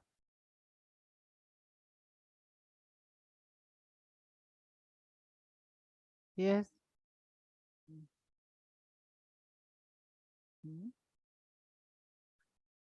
Thank you, Right Honorable Speaker.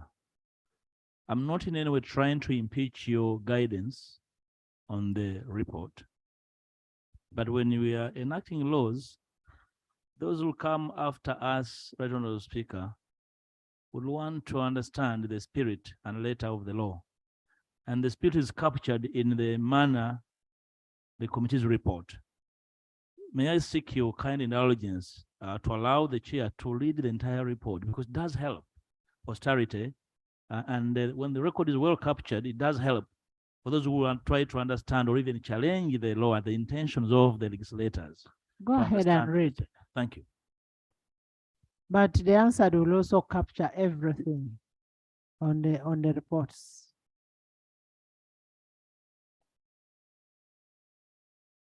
Thank you.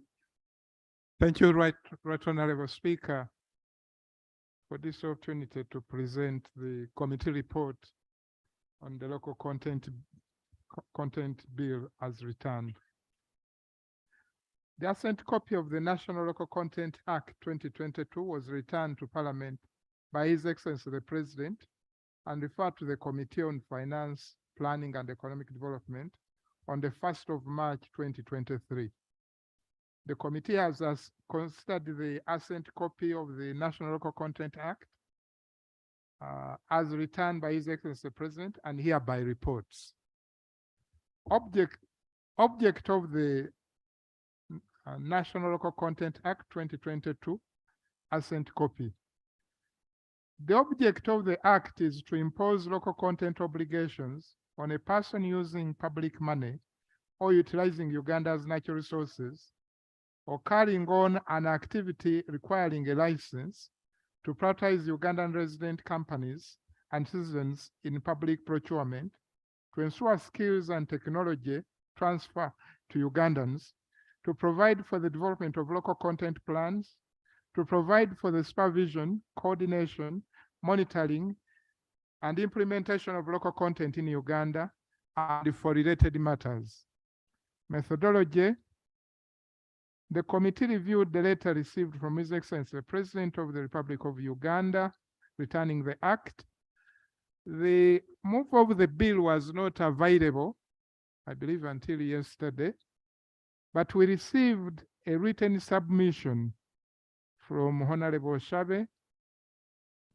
The committee further carried out consultation with the Attorney General's chambers and the Ministry of Finance, and these were a detailed consultation in writing, and the Ministry of Finance, Planning and Economic Development on the sections under consideration, the committee held an internal meeting to consider and deliberate on the amendments as proposed by His Excellency the President. I also need to mention, Right Honorable, that since producing this report, we've had a harmonization meeting with the mover of the bill, and also with our colleagues who had written a minority report. But I'll present the report. I'll read the report as it is, and we'll deal with that during amendments. Committee findings, observation, and recommendation. The committee scrutinized the sections that form the basis for the return of the Act by His Excellency the President, and made the following proposals on the findings, and the following proposals on the finding were made. Section 1C, it's about application of the Local Content Act 2022 to the mining, electricity, and tourism sectors. The President notes that the Mining Act, Electricity Act, Uganda Tourism Act, and the PPDA Act have provision on local content. He further states that the National Local Content Act should apply to public sector procurement matters, only. That's the President. The mover notes that whereas the Mining Act 2003 did not contain local content obligations, the Mining and Minerals Act 2022 contains provisions imposing local content obligations 3Q 28.2 K 194.1 5 V and 196.3. Okay, I'm not supposed to summarize it, but in summary, we partially agree with the President. We partially agree with the President. While the Mining and Minerals Act 2002 consists of all the above empowering provision for local content, there are no regulations that gave a detailed breakdown of matters concerning local content as stipulated in the National Local Content Act 2022. So there is a bit of local content in the Mining Act, but there are no regulations at the moment as a way of enabling it. But the Electricity Act, CAP 145, the Electricity Amendment Act 2022, and its regulation policies, codes, guidelines, and standards have no reference to local content. Further, the Uganda Tourism Act 2008 does not have any provision for local content. Regarding the application of the Act to public sector procurement matters only, Section 50, 55, 59A, and 59B of the PPDA Act provide for preference and preservation for Ugandan goods and services, and further require all public procurement and disposal to be carried out in accordance with the rules set out in Part 5 of the Act, and any regulation and guidelines made thereunder. Whereas the PPDA Act does not have elaborate provision on Local Content Act, allows for the issuance of guidelines under section. It is under this context, under this pretext, that the guidelines on preservation schemes to enhance local content were issued. The guidelines have elaborate provisions on local content. The committee further observed that with the proposal by His Excellency the President that this act applies only to public sector procurement matters only, there would be two concurrent laws addressing local content matters in procurement. The committee was of the considered view, therefore, that since there is a regulatory framework for local content in the current procurement regulatory framework, The same could be reviewed, and where the guidelines on local content are perceived to be inadequate, they can be enriched to comprehensively cover all aspects of local content. Or the provision of the law on local content in PPDA regulatory framework can be repealed, and the proposed national content law applies to all matters of local content, including public procurement.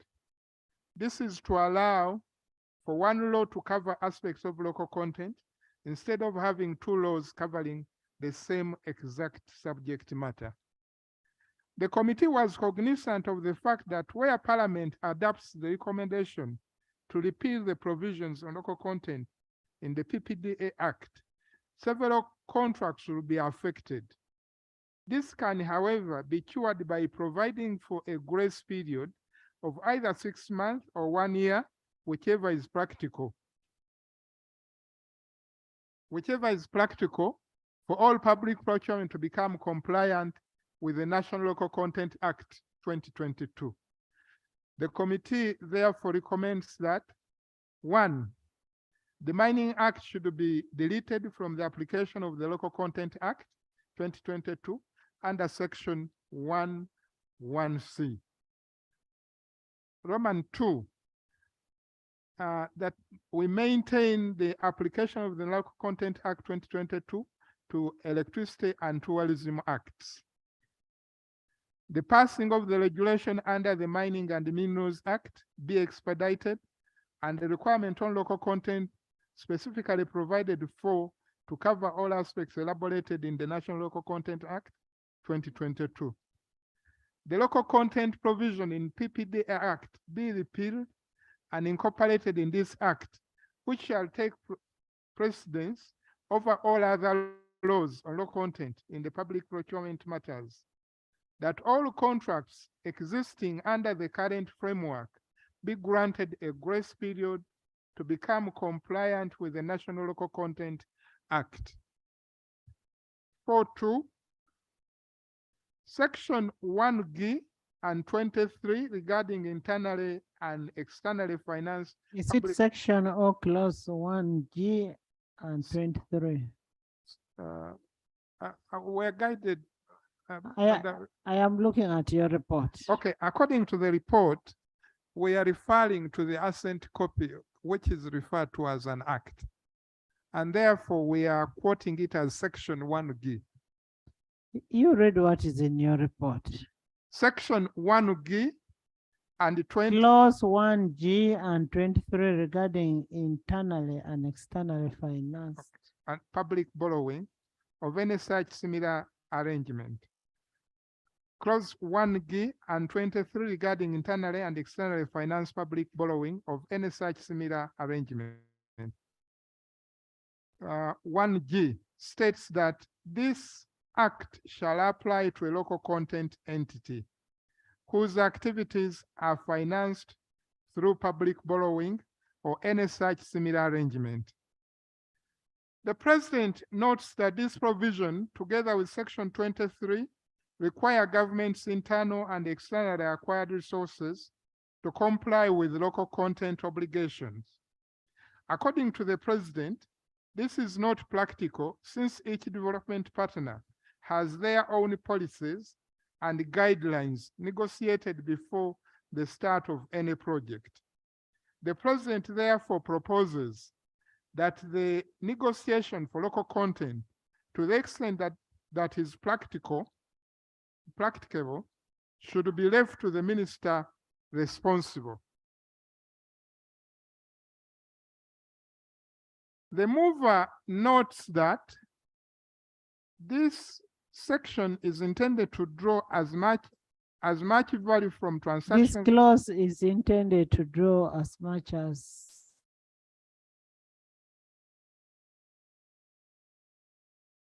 Are we using the same report?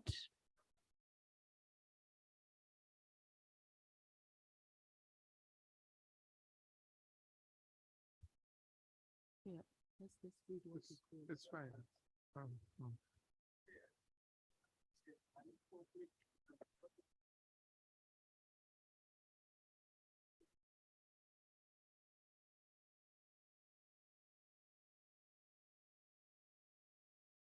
Okay, this clause is intended to draw as much value from transactions arising internally and externally, source resources, since they are now numerous and are contracted using the procurement laws of the relevant body. The minimum obligations imposed under the clause are merely a guide to the minister who will be negotiating the agreement to ensure that these matters are included in the agreement. He referred to clause 4A of the PPDA Act, which requires that where a bilateral loan or negotiated grant contains the condition that the provider shall originate from the country of the donor, procurement of the provider shall be in accordance with this act, and where there is conflict between the act and the agreement, then the agreement would take precedence. He concludes by stating that clause 1G and 23 should be left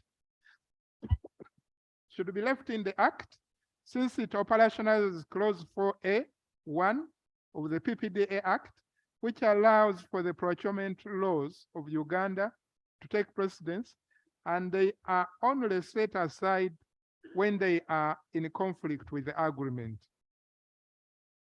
The committee observed that PPDA Act under S4A(2) provides for the proposal made by the President for the exemption of development partners from compliance with the local content requirement, especially where there is a conflict between the agreement of the development partners and the law on local content for procurement matters. The committee further observes that there is need to define who a donor is in the context of S4A of Section 4A of the PPDA Act for purposes of determining which funds should be exempted from the application of the local content law in line with the President's proposal.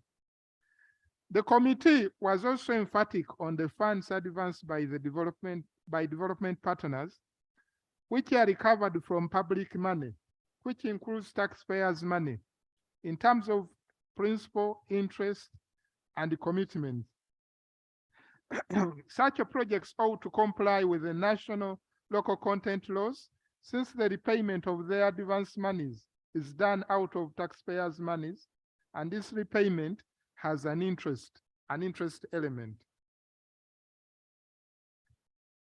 The committee was mindful of the fact that the National Local Content Act is an affirmative action law whose primary objectives include development of the human capital and economic aspects of the country. Therefore, there was need to critically examine any provision that appeared as an impediment to the attainment of these objectives. In that regard, the committee proposed a redraft of clause 4A of the PPDA Act to ensure that the primary objective of the local content law is achieved, especially with regard to monies paid to development partners that are recovered from taxpayers. The committee observes that clause 4A(2) has the effect of all allowing a private agreement to fetter the application of an act of parliament. This was found to be unconstitutional, since an act of parliament cannot be amended or reversed by private arrangement, since provision ordained by parliament cannot be amended by private contract. This was the finding of court in cases of High Court of Uganda in Civil Appeal number 14 of 2011, Heritage Oil and Gas Limited versus Uganda Revenue Authority, and KM Enterprises and others versus Uganda Revenue Authority, which all found that private arrangement cannot waive a legal obligation imposed under the law.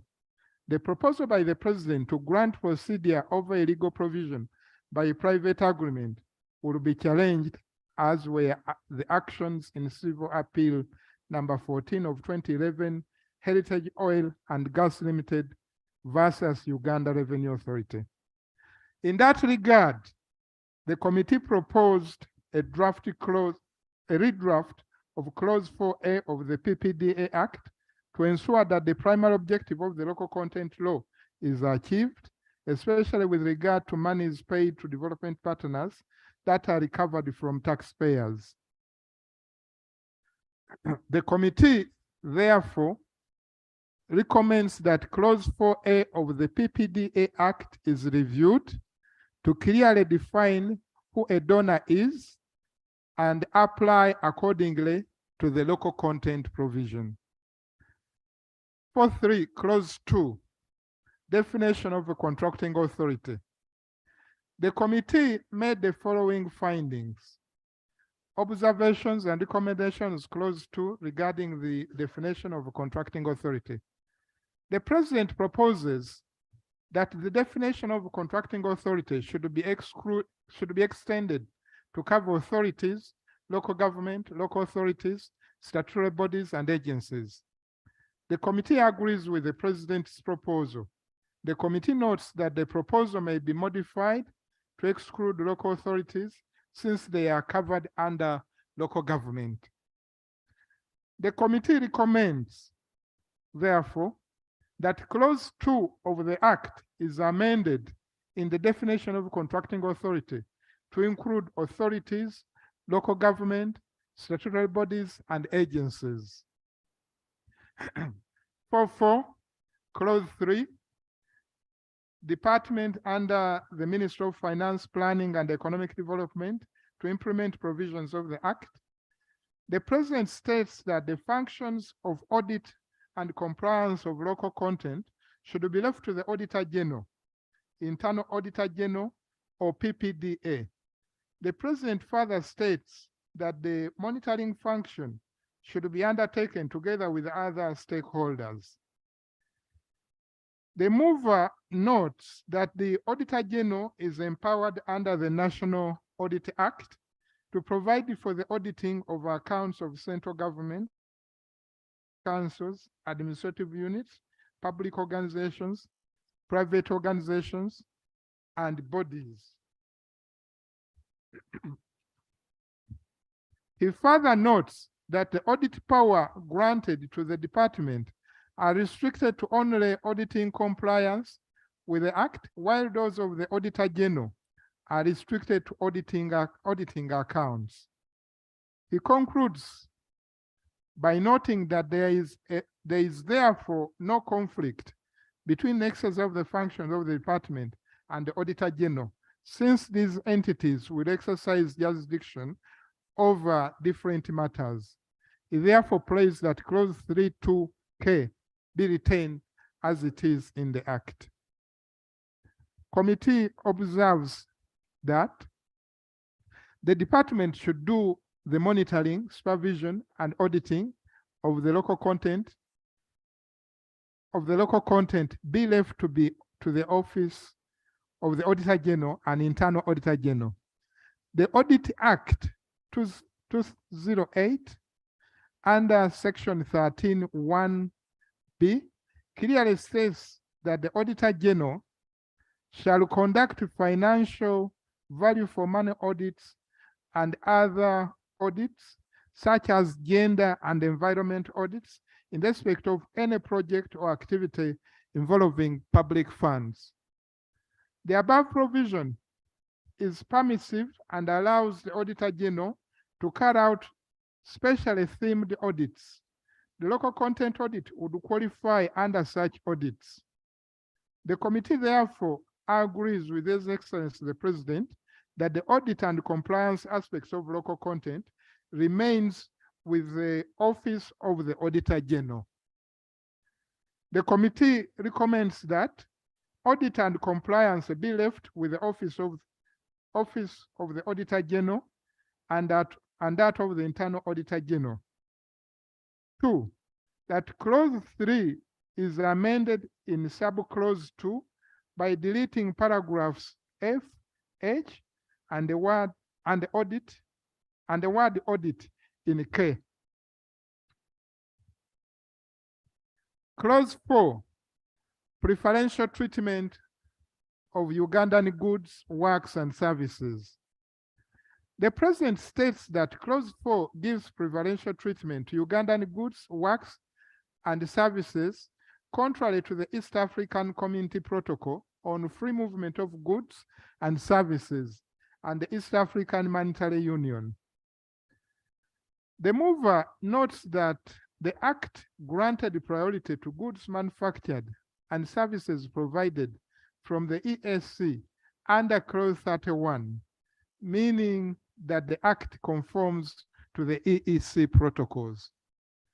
He adds that the Act under Clause 31 grants priority in tiered manner to goods and services, noting that the first priority is granted to Ugandan goods and services, and where those goods are not readily available in Uganda, then priority is extended to goods and services procured from East African Community countries.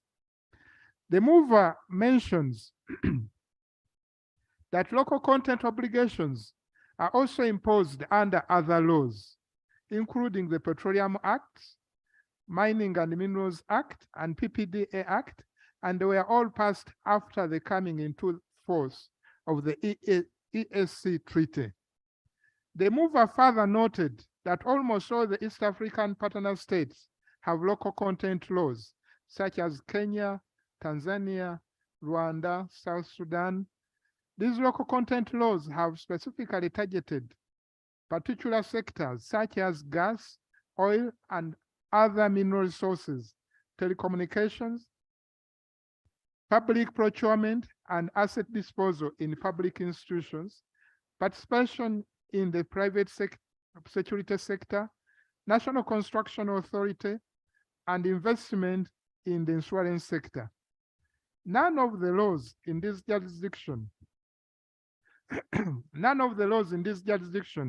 give similar priority treatment to goods from Uganda. The legislation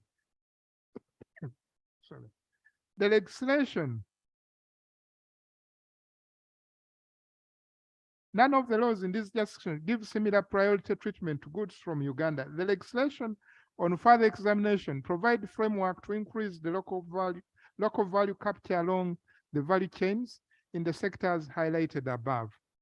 The committee is aware that currently certain local content obligations are contained in a number of laws, including the minerals law and the oil and gas laws of Uganda, Kenya, Tanzania, and South Sudan. Furthermore, most of the countries in the EAC have laws and regulations imposing local content obligations, including in Kenya, there are more than 3 local content acts that provide the framework to increase local value capture along the value chain in the exploration of gas, oil, and other mineral resources, telecommunication, public procurement, and asset disposal in public institutions, participation in the private security sector, National Construction Authority, and investment in the insurance sector. The National Construction Authority Act 2011, for example, imposes local content restriction on foreign contractors defined as companies incorporated outside Kenya or with more than 50% ownership by non-Kenyan citizens. The Act requires foreign contractors to enter into subcontracts or joint ventures, assuring that at least 30% of the contract work is done by the local firms. Regulations implementing these requirements are in process. The other act is Kenya Insurance Act 2010, which restricts foreign capital investment to 2/3 with no single person controlling more than 25% of an insurance capital. Kenya also introduced new regulations which require holders of existing mineral rights to submit to the Cabinet Secretary for mining procurement plans, which must one, set target level for local procurement based on procurement list to the developed to be developed and communicated by the Director of Mines. Two, indicate specific support to be provided by mineral rights holders to local providers or suppliers, as well as other measures being implemented to develop the supply of local goods and services, including broadening access to opportunities and technical support. The regulations also require engineering services to be rendered by Kenyan engineering companies registered with the relevant regulatory bodies or by foreign engineering consultants working in collaboration with the firms or companies licensed to provide such engineering services in Kenya. B, in Tanzania, local content provision are provided under Mining Act, wherein the minister responsible for minerals in Tanzania recently published government notice number 749 of 2022, introducing various amendments to the local content regulation of 2018, which grant priority to Tanzanian entities to the exclusion of the other entities from the EAC.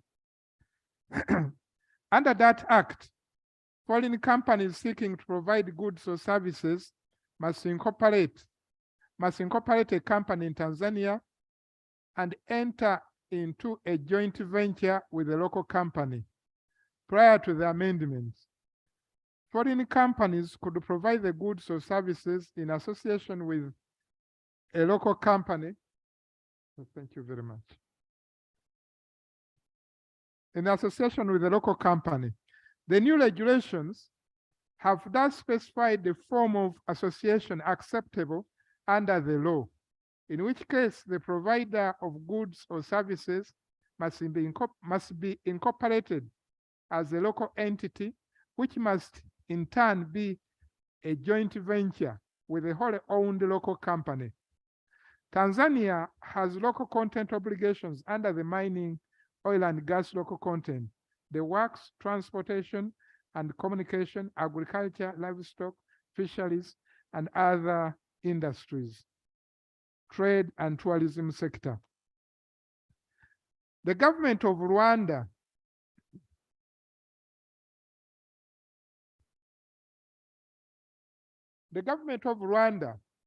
has recently drafted a Made in Rwanda, which is the equivalent to Bubu in Uganda, Build Uganda, Buy Uganda, Build Uganda here, policy that seeks to improve the overall trade balance by improving perception of Rwandan products within the country. Part of this proposal includes the establishment of a local content unit that connects new investors with potential local suppliers. In 2012, South Sudan National Legislative Assembly enacted the Petroleum Bill, which was signed into law by the President in 2012. The act paved the way for the formulation of the national content policy in 2018. The policy includes clauses that require: 1, procurement of goods and services produced in South Sudan; 2, employment and training of South Sudanese; 3, transfer of skills, knowledge, and competence.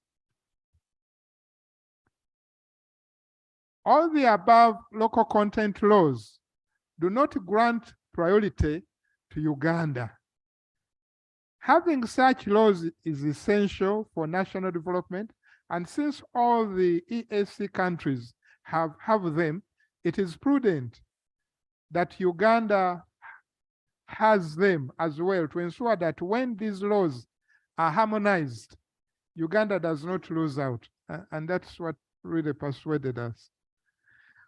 And this is committee observation now. While The cited jurisdiction have aspects of local content laws to specific sectors. And while Uganda is desirous of taking the lead in complying with the treaty, it is necessary to appreciate the likely impact of considering the East African goods without priority being given to Ugandan producers, manufacturers. The committee further observed that whereas the partner states have no specific legislation called the National Local Content Act, they have sector-specific laws addressing issues of local content. These covered the oil and gas sector, mining, telecommunication, insurance, and procurement, among others. The countries further had policies that strongly required promotion of local content requirement. Secondly, when the local content laws are being harmonized, only existing laws can be harmonized. If Uganda has no existing laws on local content, at the time when we do that harmonization, it will have to recognize the local content laws for the other jurisdiction. But it cannot, at that point in time, introduce local content for itself in the harmonized law.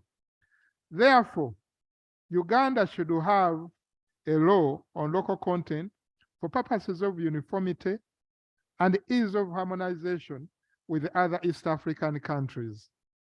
Thirdly, the law is not in any way prohibiting free movement of goods.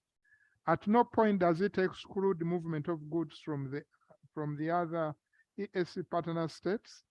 It only seeks to give preference to Ugandan goods when it comes to public procurements. Giving Ugandan goods priority for public procurement is not in any way a barrier to trade for goods from other East African countries entering Uganda market. The law has not stopped any jurisdiction from having their goods brought into Uganda. The committee took note that while non-tariff barriers include import quotas, subsidies, custom delays, technical barriers, or other systems preventing or impeding trade, none of this is being introduced by this law. Lastly, Clause 31 of the Act gives East African goods and services priority over any other goods and services. At this juncture, I'd like to request my colleague, Deputy Chair, to read the rest.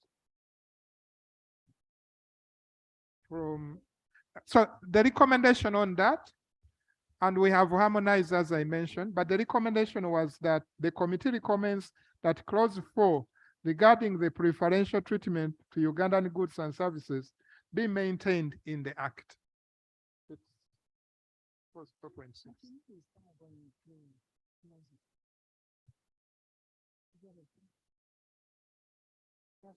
Thank you, Chair.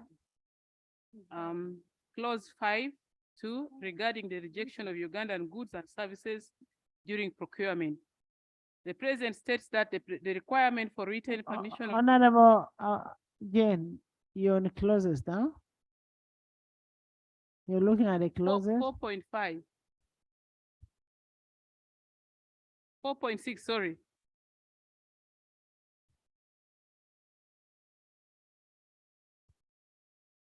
What shall we be doing when we are looking at clauses at committee? Right Honorable, I'm on 4.6, which is regarding the rejection of Ugandan goods and services during procurement. That is which clause? 5(2). What I am saying, what shall we be discussing when we are looking at clause by clause as returned? Right Honorable Speaker, I beg your indulgence. Please guide how I should proceed. Government will.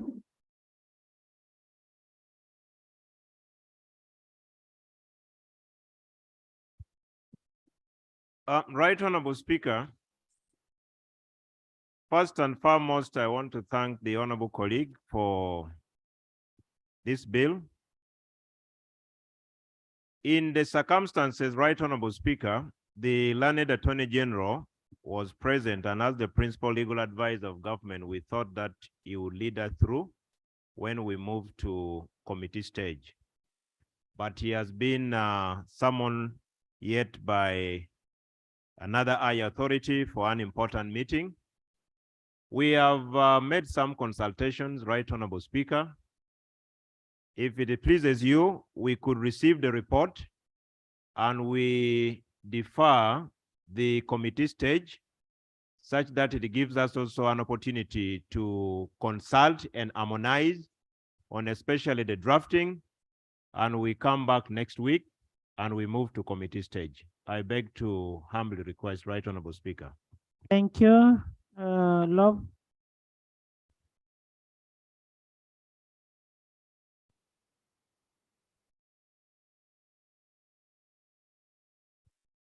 Right Honorable Speaker, I want to appreciate the submission by the Honorable Bua.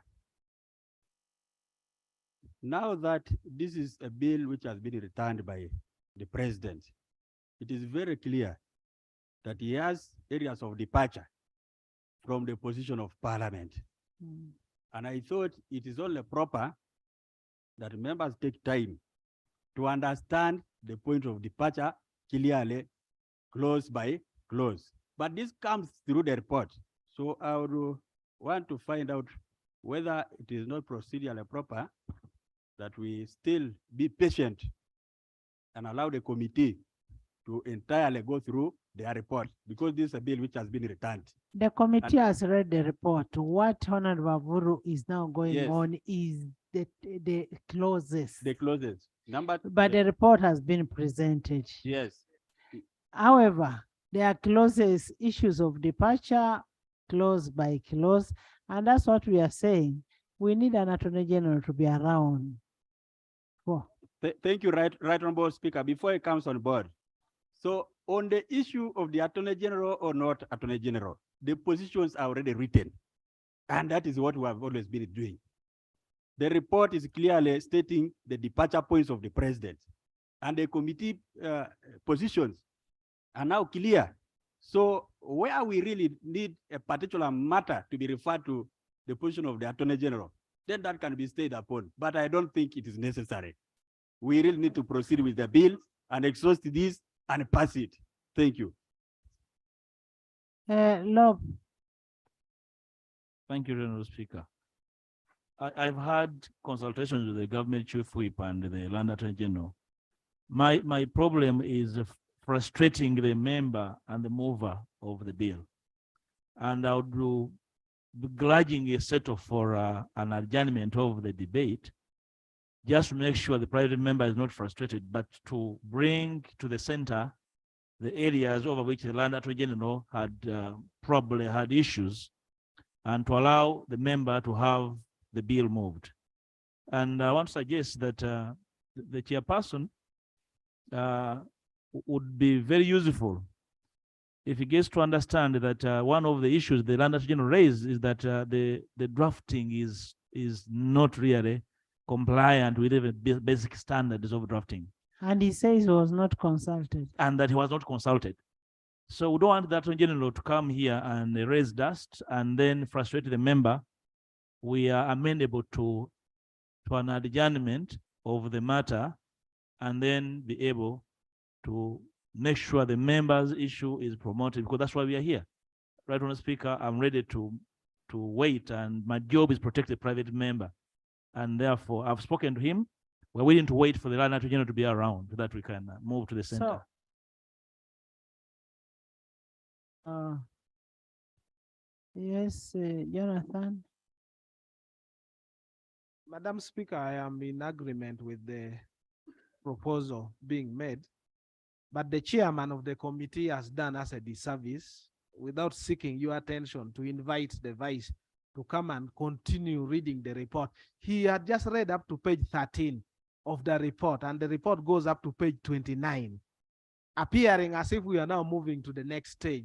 So I would beg your indulgence that that is clear and the report is concluded, and then the other processes then can go. Maybe the chairman got tired that he wanted help.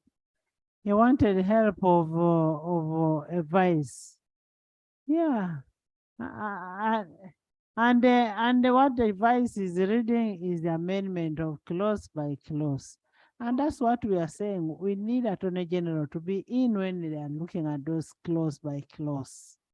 Honorable Ababiku, no, you are the owner. We are legislating for you.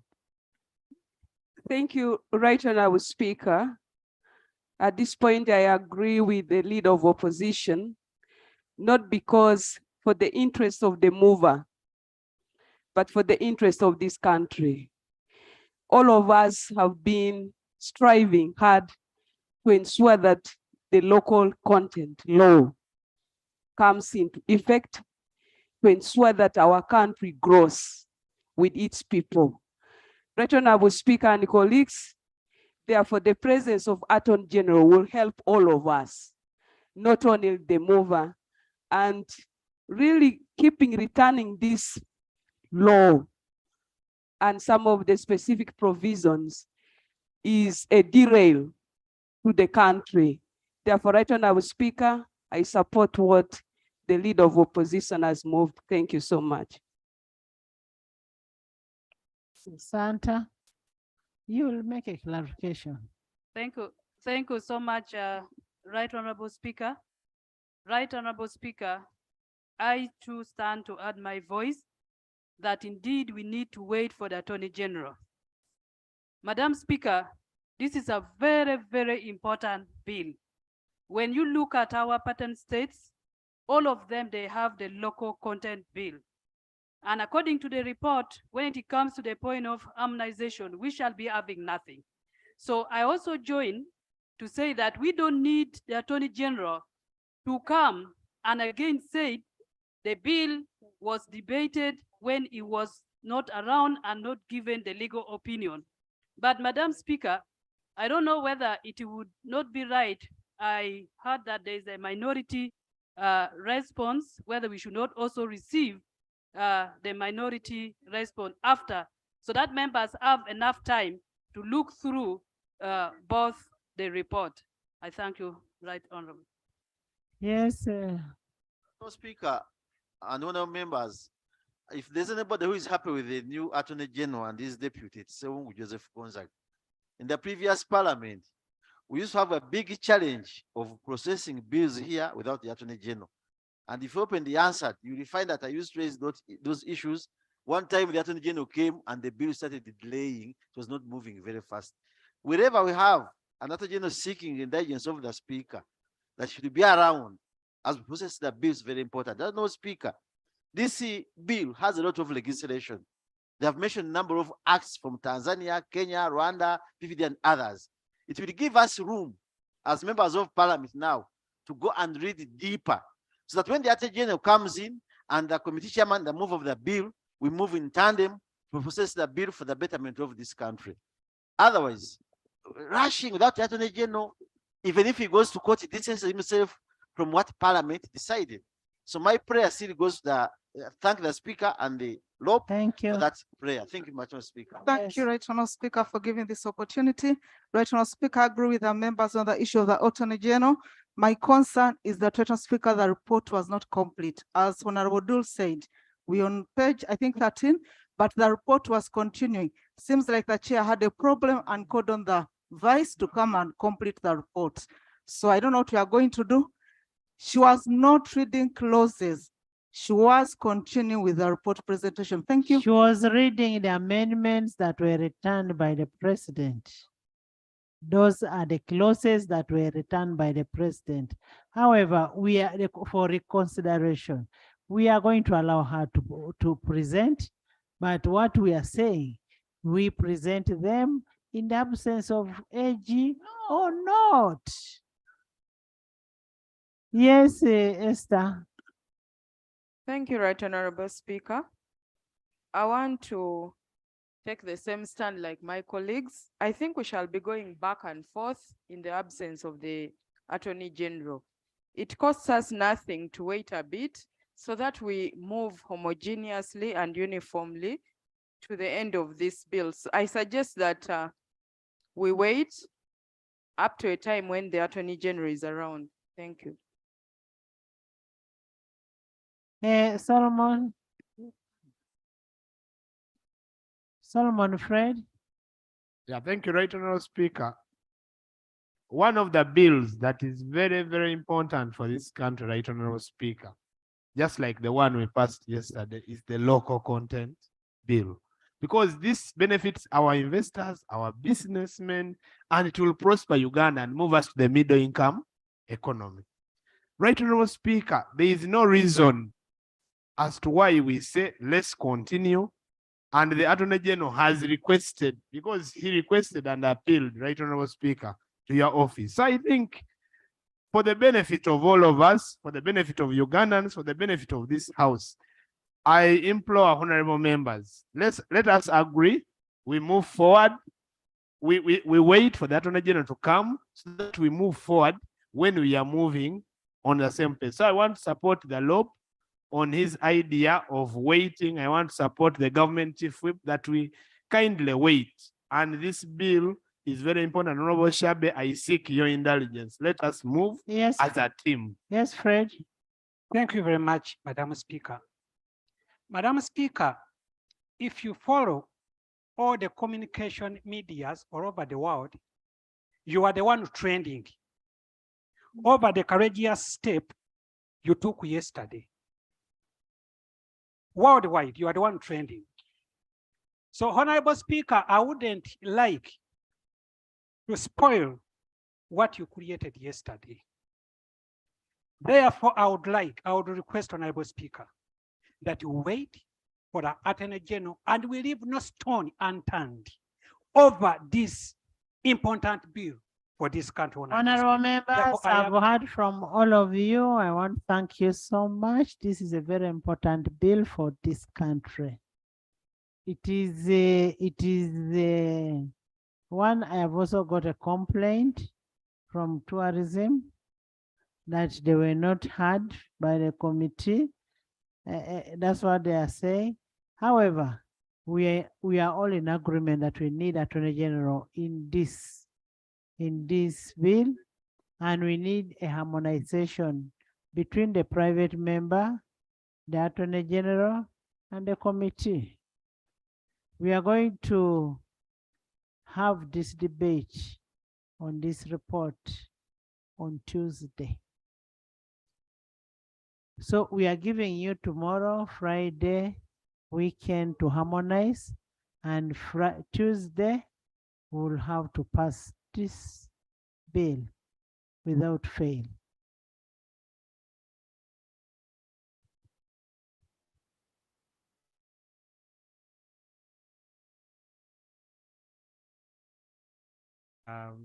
When I had the chief whip and the law, they indicated that let us receive the report.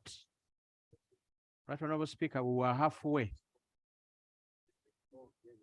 We were halfway in receiving the report.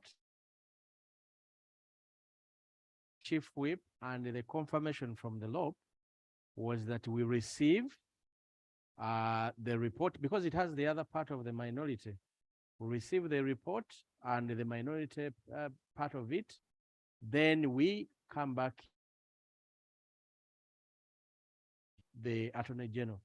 Honorable members, thank you so much for your agreement with the Attorney General, because the Attorney General, by the way, advises the President before these things are returned.